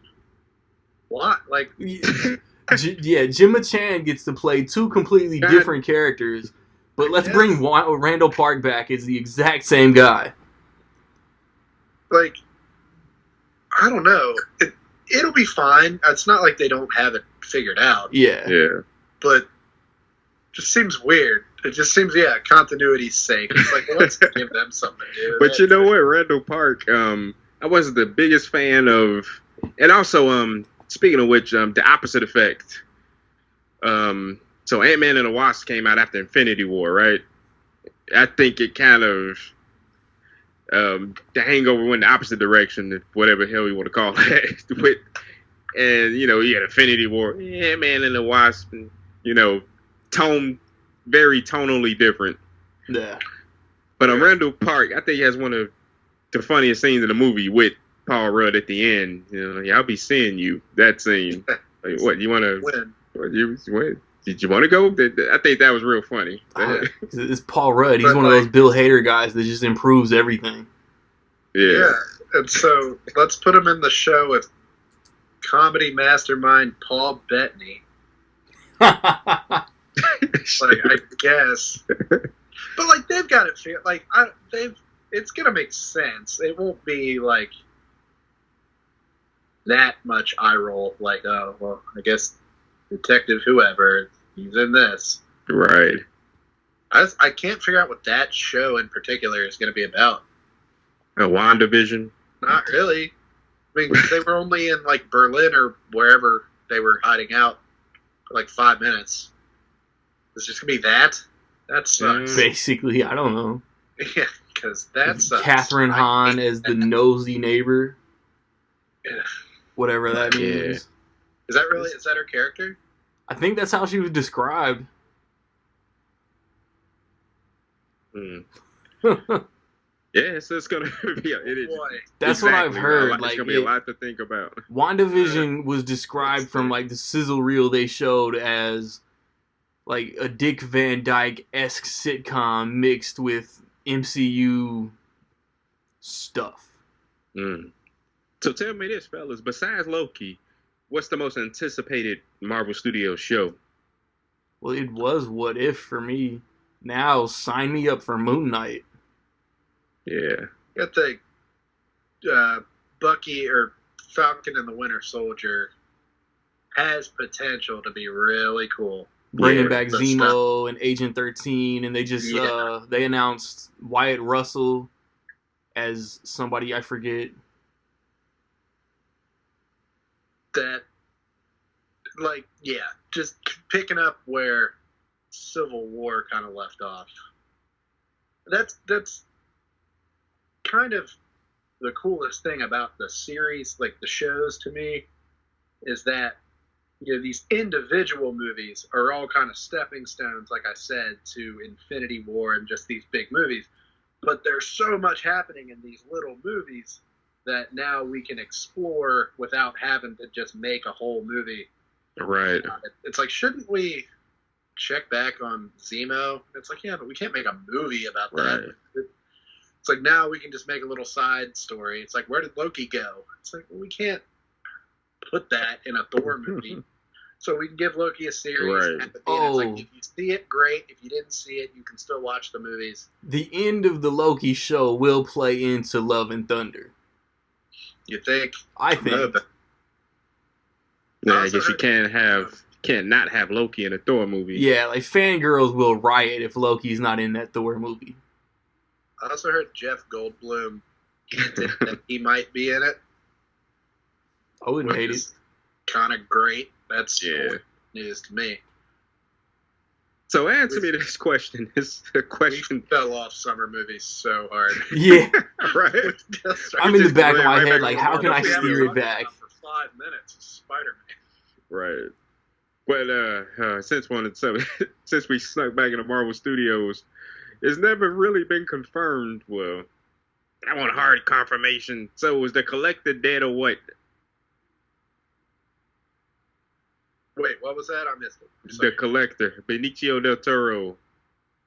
Yeah, I guess.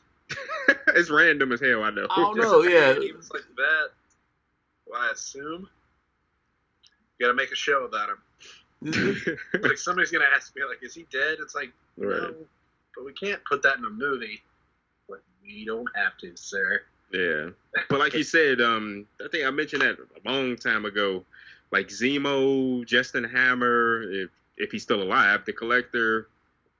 You know, it'll probably play into the it won't play into the what ifs, but you know the phony Mandarin, Trevor. Did you ever see that little short? That was, The Hail to the King or something like that. yeah, like that. I always liked Yeah. that one. And that's pretty good. I think that's what gave them the idea to start doing. Like, they started making those little shorts. And they were Yeah, like, the one-offs. I could so see we can do this for every character. I could see the Iron Man 2 and Iron Man 3 what if episodes being centered around Hammer and the Mandarin. Mm-hmm. That'd be cool. Justin Hammer seems like someone we should have seen again by Yeah. now. He got A name little. drop on Netflix. Yeah, but I don't know. Summer movies, though, man. Summer movies. Hey, Yeah. but They were so movies. as much as we got way off base away from summer movies, it kind of echoes to how kind of weak this summer was. Yeah, it's a C- summer. Yeah, like this summer, Like like I said, it had a lot of. It's like going into the summer, we were talking about most anticipated.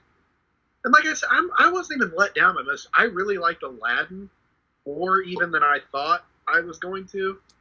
I had But fun with just, Aladdin. you know, overall, kind of hit and miss. Like, some people loved it, some people didn't love it. But like going into summer, you had just massive. Like you say, you got Avengers Endgame, Lion King, an X-Men movie, Toy Story movie. You got all these big titles, a Men in Black movie. Spider-Man, on paper. Tarantino, Hobbs and Shaw, yeah. Yeah, you got a Fast and Furious movie coming out. Like on paper, that's a great summer. Yeah, Like, it holy didn't. shit, that's awesome. But, you know, as far as delivering on the promise, I'd probably give it like a B minus. Yeah, You know, probably I a C like plus. yeah, like it around that area. Like I like the summer movie season. Like sometimes just the hype of seeing a movie makes it more fun than it really Yeah. is. Yeah. But, you know, I see the fall and fall winter being a lot better than the summer. I hope so. Oh yeah, we're definitely talking fall next episode. Like Eric, you missed the episode, but like I had Box Office Mojo on the calendar off to like one side of the screen, and me and Nick just went weekend by weekend and covered the whole season.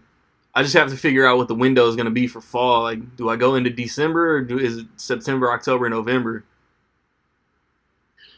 Yeah, that's maybe go ahead and check because December is a lot of big movies coming out.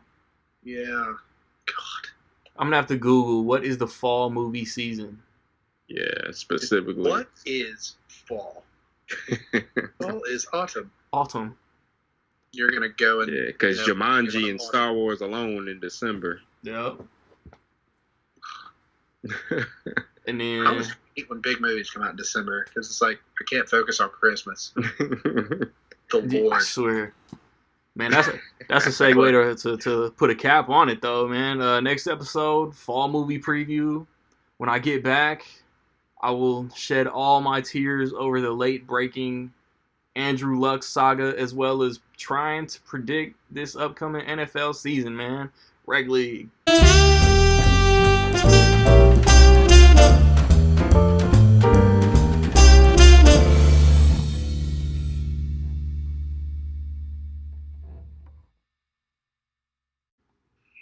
All right, man, I hope y'all dug that movie segments, but surprise, motherfucker, we got a guest out of New Jersey by way of Virginia, and we about to be predicting the NFL season.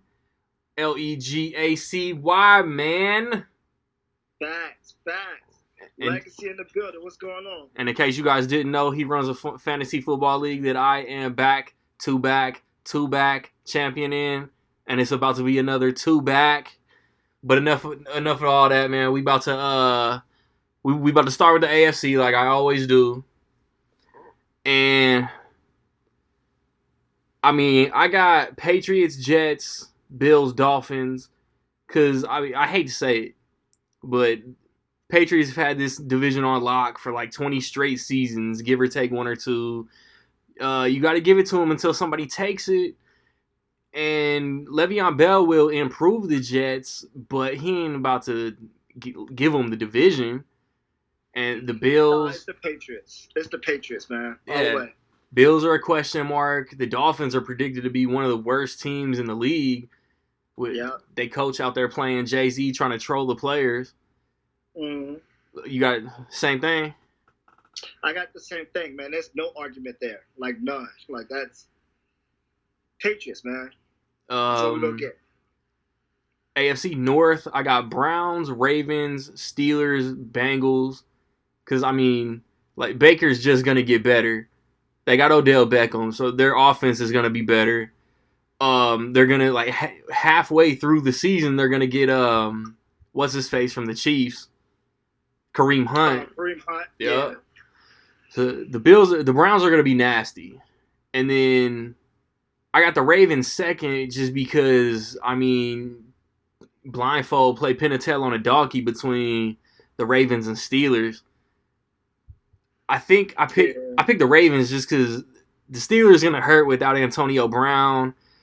Connor isn't really a surprise anymore.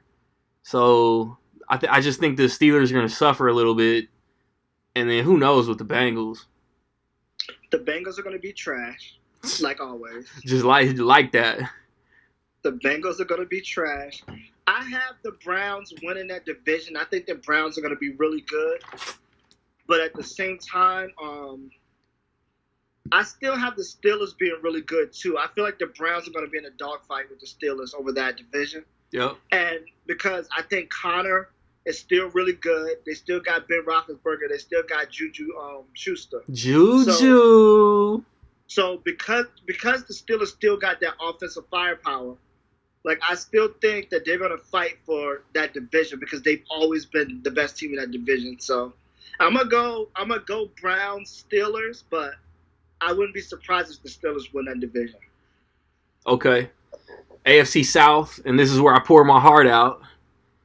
Cause as far as division standings, I got Texans, Titans, Colts, Jags. Cause 72 hours ago, the Colts were Super Bowl sleepers. And then Andrew Luck abruptly announced. I don't know when he officially like told the front office, "Hey, like I'm done." But it was announced during the third, fourth quarter of a preseason game. He gets booed going off the field, and all of a sudden, Colts fans are just scum to the world. And I need like the 5 people who watch and or listen to the Rec League pod to know. As you can see, like I love my team. I love my city. I love where I was born and raised. Colts fans are not like that, man. It's an overflow of emotions, and it's a natural reaction. Like, I don't like the home team getting booed off the field going into halftime. But when you're in there, when you're in the heat of the moment, when you're in a competitive environment, man, emotions take over. And it's just what happens. Like, everybody want to, like, try to down it. Like, all these old heads, it sound like, on social media trying to down Andrew Luck. And it's dudes who ain't never been in an NFL game. It's like, this dude's rookie season. This dude's sophomore season. This dude's third season. First round. Divisional. AFC Championship. Year 4, he's on the field playing with a lacerated kidney. Like, ain't nobody sitting behind a desk. Ain't nobody out on the east side of Indy off 30th and Midhofer out there in an NFL game playing in a lacerated kidney. As soon as they take that hit, they're in an ambulance. Andrew Luck played out. He played through injury. He missed a whole season. The last 4 years, this dude has basically been on the injury report nightly. Yeah. And it's like, man, you got to applaud everything that he dedicated to the game while he did. Like, he like said on Wax last night, like he's not happy, like in life, not just football. Like, he's not happy right now. So it's like he got to self-evaluate and do what he needs to do to enjoy, to get his zest for life back. You know what I'm saying? Like, it hurts. And my initial reaction was like, okay, we about to get like a top 12 draft pick, and which is still highly possible. But it's time, like Jacoby Brissett, like it's time to prove why you never got traded. He got the keys, man. And it's like when Peyton Manning went out with his neck injury, we had super trash ass Curtis Painter, and we had nothing around him. No line, no receivers. You know, we had Reggie Wayne, but no running game, no defense. The team is straight now. If Brissett ends up being an average ass QB, we got Maniac on defense. We got defensive rookie of the year coming back. We got Ty. We got young weapons on to go on the other side of Ty. We just drafted. You know, we got Marlon Mack. We got Eric Ebron. We got weapons. You know what I mean? Like, we got playmakers. So we could sneaky get a wild card, or we could just miss the playoffs, or we could be top 10 draft pick, man. Like, it hurts, but I'm not too worried. Like, Andrew Luck is retiring because of our last GM putting trash around him, fucking up his shoulder, taking all them hits with the kidneys and the ribs. And we got Chris Ballard, who has already proven, as soon as Josh McDaniels butt fucked us and didn't take the coaching job, he initially hired Frank Reich, and Frank Reich got us from a 1-5 start to a divisional playoff loss.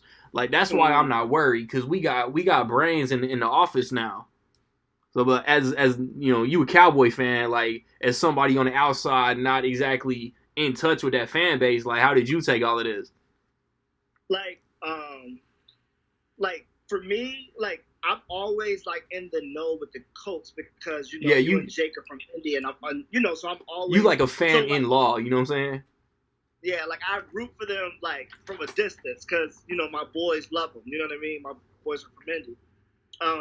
But because I'm the not Indy fan, I always kind of gave y'all hell about Andrew Luck. Like, is he ever gonna finish a season? If he don't do the good this year, this is like, I've always been that guy. But like, I actually feel for Andrew Luck, and for real. Like, this is not me talking shit to my boys. This is like actually looking at it, like, because a quarterback coming in with potential to be the best quarterback ever was Andrew Luck. Like, he was picture perfect. Like, he was the picture perfect prototype of what, like, potential looks like with being the best quarterback ever, right? He had the body, he had the speed, he had the accuracy, he had everything that was talent-wise, right? Mm-hmm. And he got that first injury, and then the injury started to pour in after that. Like he could never just completely get healthy, man. Yeah. And I think after a while, like more than the injuries, that stuff start to plague your mind. That like all that pressure, I'm supposed to be playing. I'm the starting quarterback. They need me, and I can't get on the field. Like it starts to, you know what I mean? So I'm sure outside of other stuff we don't know about in his life, the fact that like he just could not get back on the field and prove what he know, which is that he was great, killed him. You know what I mean? Facts. So I'm actually he's not an old guy though, man. So he's younger than us. So I'm just hoping that he can, maybe figure it all out, get straight, and come back, man. Like I don't want this to be the end of Andrew Luck, man. Yeah. I feel like he has more to give. You know what I mean? Yeah. But like, no, Andrew Luck, man, he dope quarterback, man. Like, and then it's like sad. It's sad to see him go. Yeah. You know what I mean? Like, yeah, like 'cause he was probably unfairly hyped as like the second coming of Peyton, and like, as much as I love him, he never reached that level. And then at the same time too, like even if Jacoby Brissett like doesn't pan out, we got Chad Kelly who's had a strong preseason. yeah. So what's your AFC South predictions? Who we got? So we got the Colts, Texans, Titans, Colts, Jags was my standings. Texans. I gotta go with the Texans winning division. Texans, man. Defense is good. They still got Watson. The Texans is going to be a problem. Texans is going to be a problem. They've actually been a problem the last 2 years. Yeah. You know what I mean? Like, and I feel like Watson's going to have a breakout season this year. Defense has just kept Watson on his ass last year. Yeah, man. But I think the Texans going to be really good. The Texans are going to be really good. I'm going to go Texans Colts still. I'm going to go Texans Colts. I appreciate that. Yeah. All right. Texans Colts Jags. AFC West, I got Chargers, Chiefs, Broncos, Raiders. Cause like the Chargers could have had this division last year, and just Patrick Mahomes just came out just slanging it. And I think the Chiefs like regress a little bit. They ain't got Kareem Hunt. Like Tyreek Hill is about to play, but if he get mad at home, you never know if he might get suspended. You know what I'm saying? Like they got a little something going on over there in Kansas City that might not actually be on the field. Joe Flacco and the Broncos, man, it's really just how does he mesh in their system. And then the Raiders are supposedly going to be improved. I'm going to keep them last, though, because Antonio Brown, week 2, just might be like, I don't want to play. They ain't got a helmet that I like, so I'm not going to play. And it's like, who's Derek Carr going to throw it to? Yeah. Yeah, I'm going to go Broncos last. Okay. Then I'm going to go Raiders third. I think the Chargers are just never going to actually like pan out, man. As much as I hate that for Phillips Rivers, yeah, like for whatever reason, like it just feels like it's never going to happen for the Chargers. And I feel like Kansas City is young and hungry, man. Like I feel like they're that football team right now that like it doesn't even matter who they put on the field, they're gonna win. Like they're young and hungry. Like, off energy alone, they're a problem. You know what I mean? So I got the Kansas City Chiefs winning that division. That's what's up. I ain't mad at it. They could easily be as good as they were before. Yeah. Yeah. They was only like a couple plays for being in the Super Bowl last year. Yep. So, All right, my AFC playoff teams, I gave the Chargers the 1 seed. I gave the Pats 2. I gave the Browns 3, Texans 4. Division winners get the top 4. I gave the Chiefs 5, and I gave the Ravens 6. That's how you have it? Yeah. I think the Kansas City Chiefs are going to be the best team in the division. In the whole AFC. Yeah. Mm-hmm. So your prediction is damn near about to be similar to last year then. I mean, Yeah. plug in the Browns, take out the Ravens. Yeah, I just don't see the Kansas City Chiefs falling off, man. And then how well they played last year, like I feel like it's just gonna bring them all the confidence in the world. And I don't see Patrick Mahomes coming back not better than he was last year, which is crazy. So yeah, man, he's still young, man. I'm telling, like, I think in fantasy football, the top 2 quarterbacks off the board are gonna be Mahomes and Baker. Yeah, and well, then, they should be. And then Deshaun Watson. Yeah, they should be. I think, yeah. Yeah, I think the AFC is the Chargers. I mean, not the Chargers, but the Kansas City Chiefs to lose, man. That's real. Yeah. All right, NFC, going to the NFC side, man. NFC East, the division that piques your interest the most. I'm about to catch all the hell in the world because I went Eagles, Cowboys, Redskins, Giants. You went what? Eagles? I went Eagles, Cowboys, Redskins, Giants. Did you do that just to piss me off? Is that what we're doing? I did that because we don't know about Ezekiel Elliott's contract situation. He supposedly got offered a contract to make him the second highest paid running back behind Todd Gurley, but there ain't no word if he accepted. So I can feel that. So for that, I got the Cowboys second. I can feel that. Based on that reasoning, I can feel that. If Zeke plays, Cowboys take the NFC East, no question. I agree. I think it's going to be Cowboys. Man, there's no argument here, man. It's Cowboys, Eagles, Redskins, Giants. Like, that's just it. But then and, Saquon could bully them boys, and they could be better than what everybody think. But are we going to get a full season out of Wentz yet? Exactly. You know what I'm saying? That's a great question. Because they don't have Nick Foles anymore. No. He gone.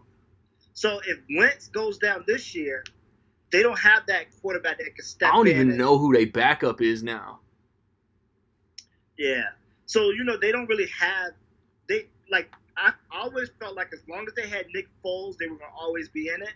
Yeah. But now they don't have Nick Foles. So if Wentz goes down or whatever, the Eagles are done. You know what I mean? And based on the history of him in the NFL, he hasn't made it through a season yet, man. Yeah.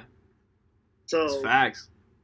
So even without knowing my boy's contract situation, I'm still more comfortable with the Cowboys with Morris as a starting guy than I am trusting Wentz to make it through a full season with Philadelphia. I'm mad at that. So, yeah. I mean, the Cowboys still got good. We got good receivers now. We got a good defense. We got a good offensive line. We got a good quarterback. So, I feel like the Cowboys are better than the Eagles everywhere, and the quarterback situation is arguable. Yeah. And Wentz doesn't stay as healthy as Dak. Dak got to take that next step too, because I feel like he getting ranked like among professionals as like one of them quarterbacks that's like good, but he's not elite yet. Like Dak just isn't elite yet. He got to take that next step. No, I agree. Like, I agree that he's not elite yet. Like, I agree with that. But I don't think Dak gets enough credit for what he means to that team and how much of a gamer he is. Like, if it's you need a last minute drive and the ball is in his hand, dog, he usually delivers, man. Like, and he don't get enough credit for it. You know what I mean? Like, yeah. But I do agree. Like, overall, complete football game, he does have to take that next step. But Dak don't get enough credit for being for like how good of a leader he is and how good of a gamer he is when it's like big moments. Like, he don't get enough credit for that. But yeah, I agree. He do got to take the next step and just ball out of control. Okay. I agree with that. NFC North, I got Bears, Vikings, Packers, Lions. A full season of Khalil Mack. The Bears quarterback escapes me at this split second. He good though. And then What's his name? I forgot because you forgot. oh man, snap. forgive me, Chicago. He good enough to man that offense. And then Khalil Mack is a monster. Like the Bears defense is gonna be nasty. So who you got? You got the Bears. Bears, Vikings, Packers, Lions. I think that's how they finished last year. Kirk Cousins is the quarterback for the Vikings. Yeah, and he's always a question mark. But they got Bears, Diggs. Vikings. They got who's their white receiver? For who? Minnesota. Man, dude, I don't know anything about Minnesota's team right now. Oh, I'm blanking. But Minnesota's good though, man. I like Minnesota. I think the Packers are just gonna suffer because they're learning a new system for like the first time in like 12, 13 seasons. Man, listen. I can't give the Packers third best in that division, and they got Aaron Rodgers on the team. I can't do it, man. You gonna give them last? Huh? You about to give the Packers last? No, I gotta give them first or second. Okay. Dog, they got Aaron Rodgers, dog. Yeah. And then Detroit is always one of those toss-ups every season. They could be great or they could be trash. And I got them trash. They was trash last year. Dog, Detroit is still cursed from Megatron leaving, man. Now the second most shocking retirement in recent NFL history. Fact. But like, dog, the Lions, I mean, think about it. Like, think about how the Lions was always the talk. Like, they was always, like, in the talks for being great, blah, blah, blah, blah. Dog, them losing Megatron, they haven't been right since. I know. Like, that was a long time ago now. You know what I'm saying? Yeah, like, it's already been a few seasons. So I'm going to go Packers, Bears. Packers, even with the new system and a new coach, I'm going to go Packers. Because they got Aaron Rodgers, man. So, basically, this division is about to be won on opening Thursday. Because they play opening Thursday. Yeah. Packers, Bears, Vikings, Detroit. All right. NFC South, I got Saints, Falcons, Panthers, Bucks. The Saints, just because they're going to be mad. The Saints are going to be mad all season because of the NFC Championship last year. Drew Brees was my MVP pick before Mahomes got it. The Falcons, I mean, this is a prove-it season for the Falcons. Like, they have to get back to what got them to the Super Bowl. Cam coming off that shoulder. Colts fans know all about that. And then, as much as I love Bruce Arians, if he ain't get Jameis Winston to pull his head out his ass, the whole Bucs team is going to suffer. Yeah. Man, this one, I think this is the toughest division. Yeah. This is the toughest. I feel like the Falcons is on the same thing that I said about the Chargers. Like, they just never gonna. It's not gonna pan out again. At least they made a Super Bowl. Dog, they lost the Super Bowl, man. Like, in a horrible fashion. Like, you know what I mean? Like,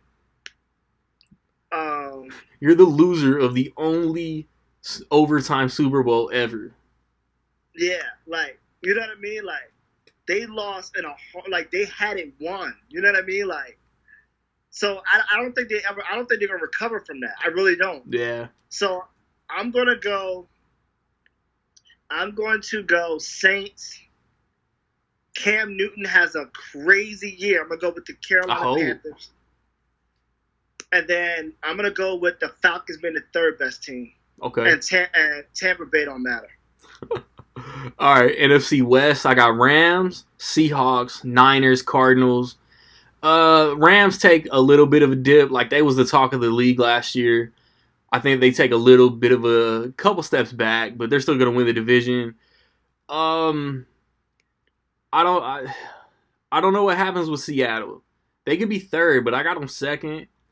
I hope Garoppolo comes back. I hope Garoppolo comes back healthy. I hope he improves and the Niners are better, but I don't see them better by much.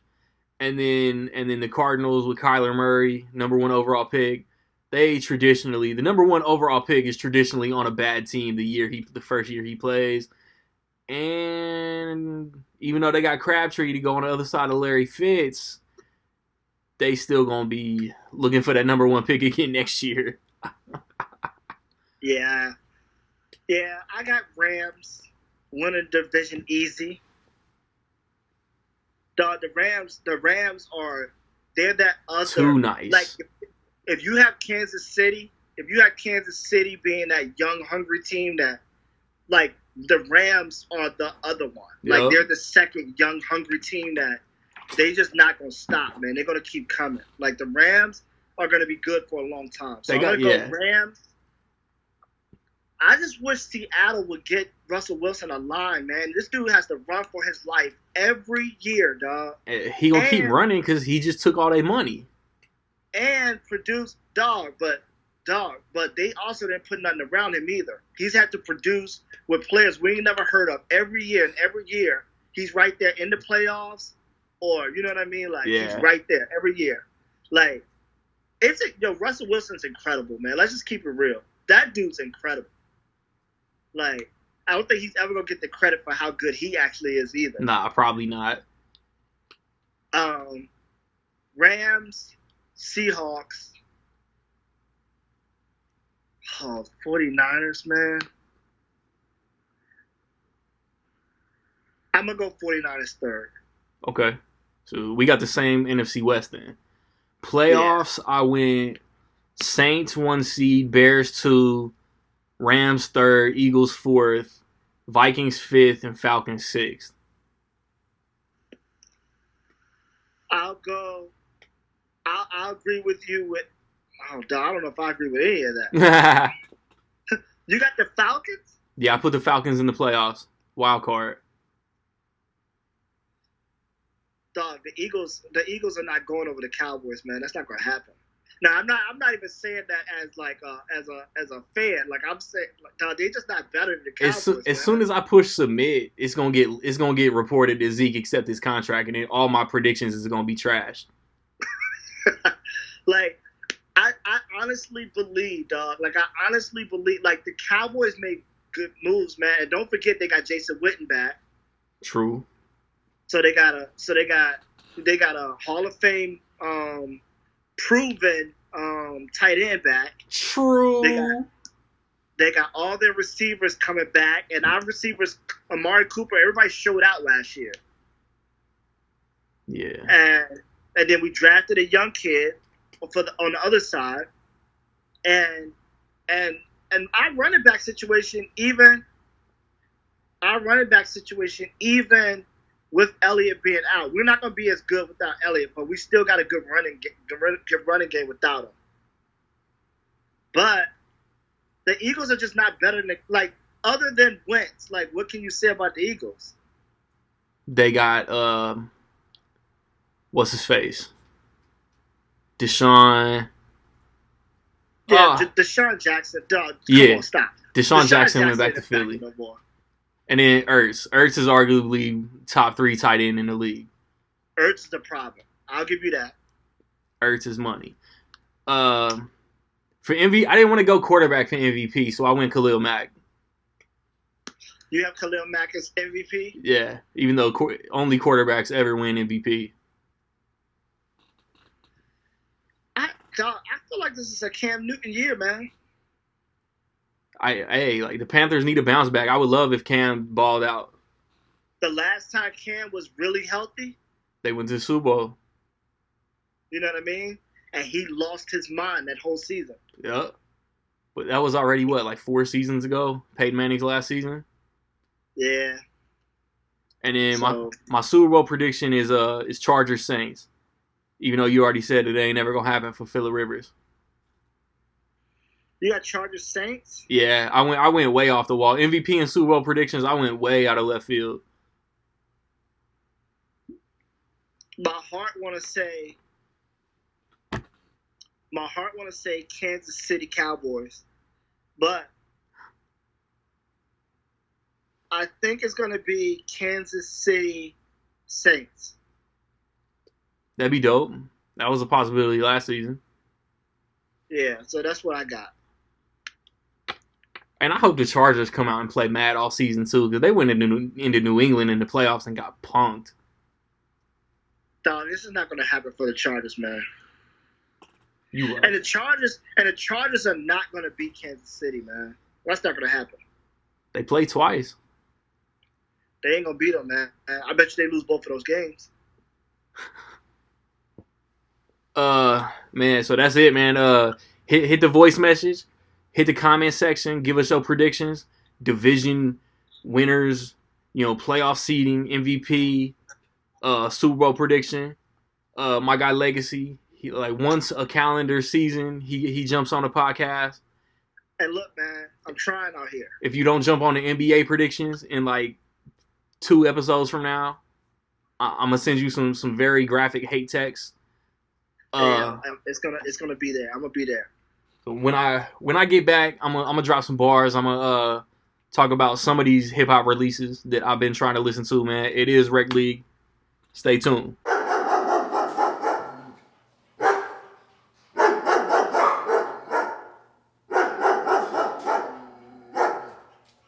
Yo. Javon Merritt owed me a visit, but the homie is missing. Seen his face on a milk carton in the kitchen, now they bitching. None of these witches can see my vision. My team in this hole, we the best, no Travis. This light work, this is scrimmage. For me, this is practice. They can't see me with a map or a globe nor a motherfucking atlas. The rumor is that I'm surrounded by the essays and the cactus. Fucking savage. And I ain't afraid to say that y'all motherfuckers average. Bitches going nuts and they want to sign for my package. But we going and flowing, no slow, and it's potent. It's noted that you hoping that we don't win, and that's hoe shit.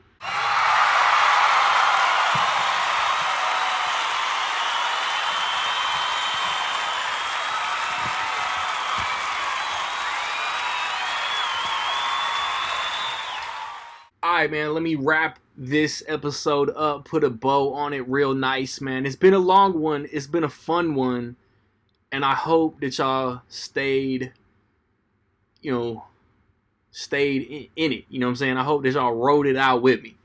I finished the Friday after the last episode when The Matrix, hope y'all check that out. I finished listening to it. I finished listening to the book. I'm ready for chapter 2, and I was about to start listening to, old releases, that Dreamville, that Crit, that Nas. I started listening to the Lost Tapes 2, and then all of a sudden, Little Brother dropped a surprise album. I was vibing with that Little Brother all week, and that Little Brother is dope. But then Friday, Jeezy dropped TM 104. Missy Elliott dropped a surprise album, as it's been called. It's 5 tracks, and the only feature is Sum 41. I'll check that out eventually. And then Rhapsody dropped Eve, and Obi Trice dropped the 5th. I listened to some, 2 tracks. I listened to some of that Rhapsody. From what I've heard is dope. And then I can't bump with that Obi Trice, man. I can't vibe with that Obi. His post Shady Records production is not good. I don't like his beat selection on any album after Second Rounds on Me. And I love that Little Brother. I want to make it my mission to actually have something to talk hip-hop about, every episode going forward. And this is basically going to end up being shorter than I wanted it to be. I wanted to, talk about that Lost Tapes too, vibe with it for a week and a half, 2 weeks, and have something to talk to y'all about. Or even, put some spotlight and put some love on a iconic artist. And all of these new releases threw me off. I could tell y'all that Little Brother is dope, but I'm not going into detail just yet. I'll review at least 2 albums on the next episode, and that's in addition to that Common that's about to come out. So I'll probably talk about Little Brother and Common, or Jeezy, or Obi Trice, or Missy, or Rhapsody. You know what I mean? and Rick Ross just came out. Other albums just came out that I haven't had the time to even try to bump. But like now I'm playing catch up. Now I'll end up doing like 2 reviews an episode, and I will be caught up eventually. And so that basically means for the foreseeable future, I got new hip hop to talk about. It has been Rec League Podcast. I hope, as I said, that y'all rock with the entire episode. And that's episode 24, man. So just chill until the next episode.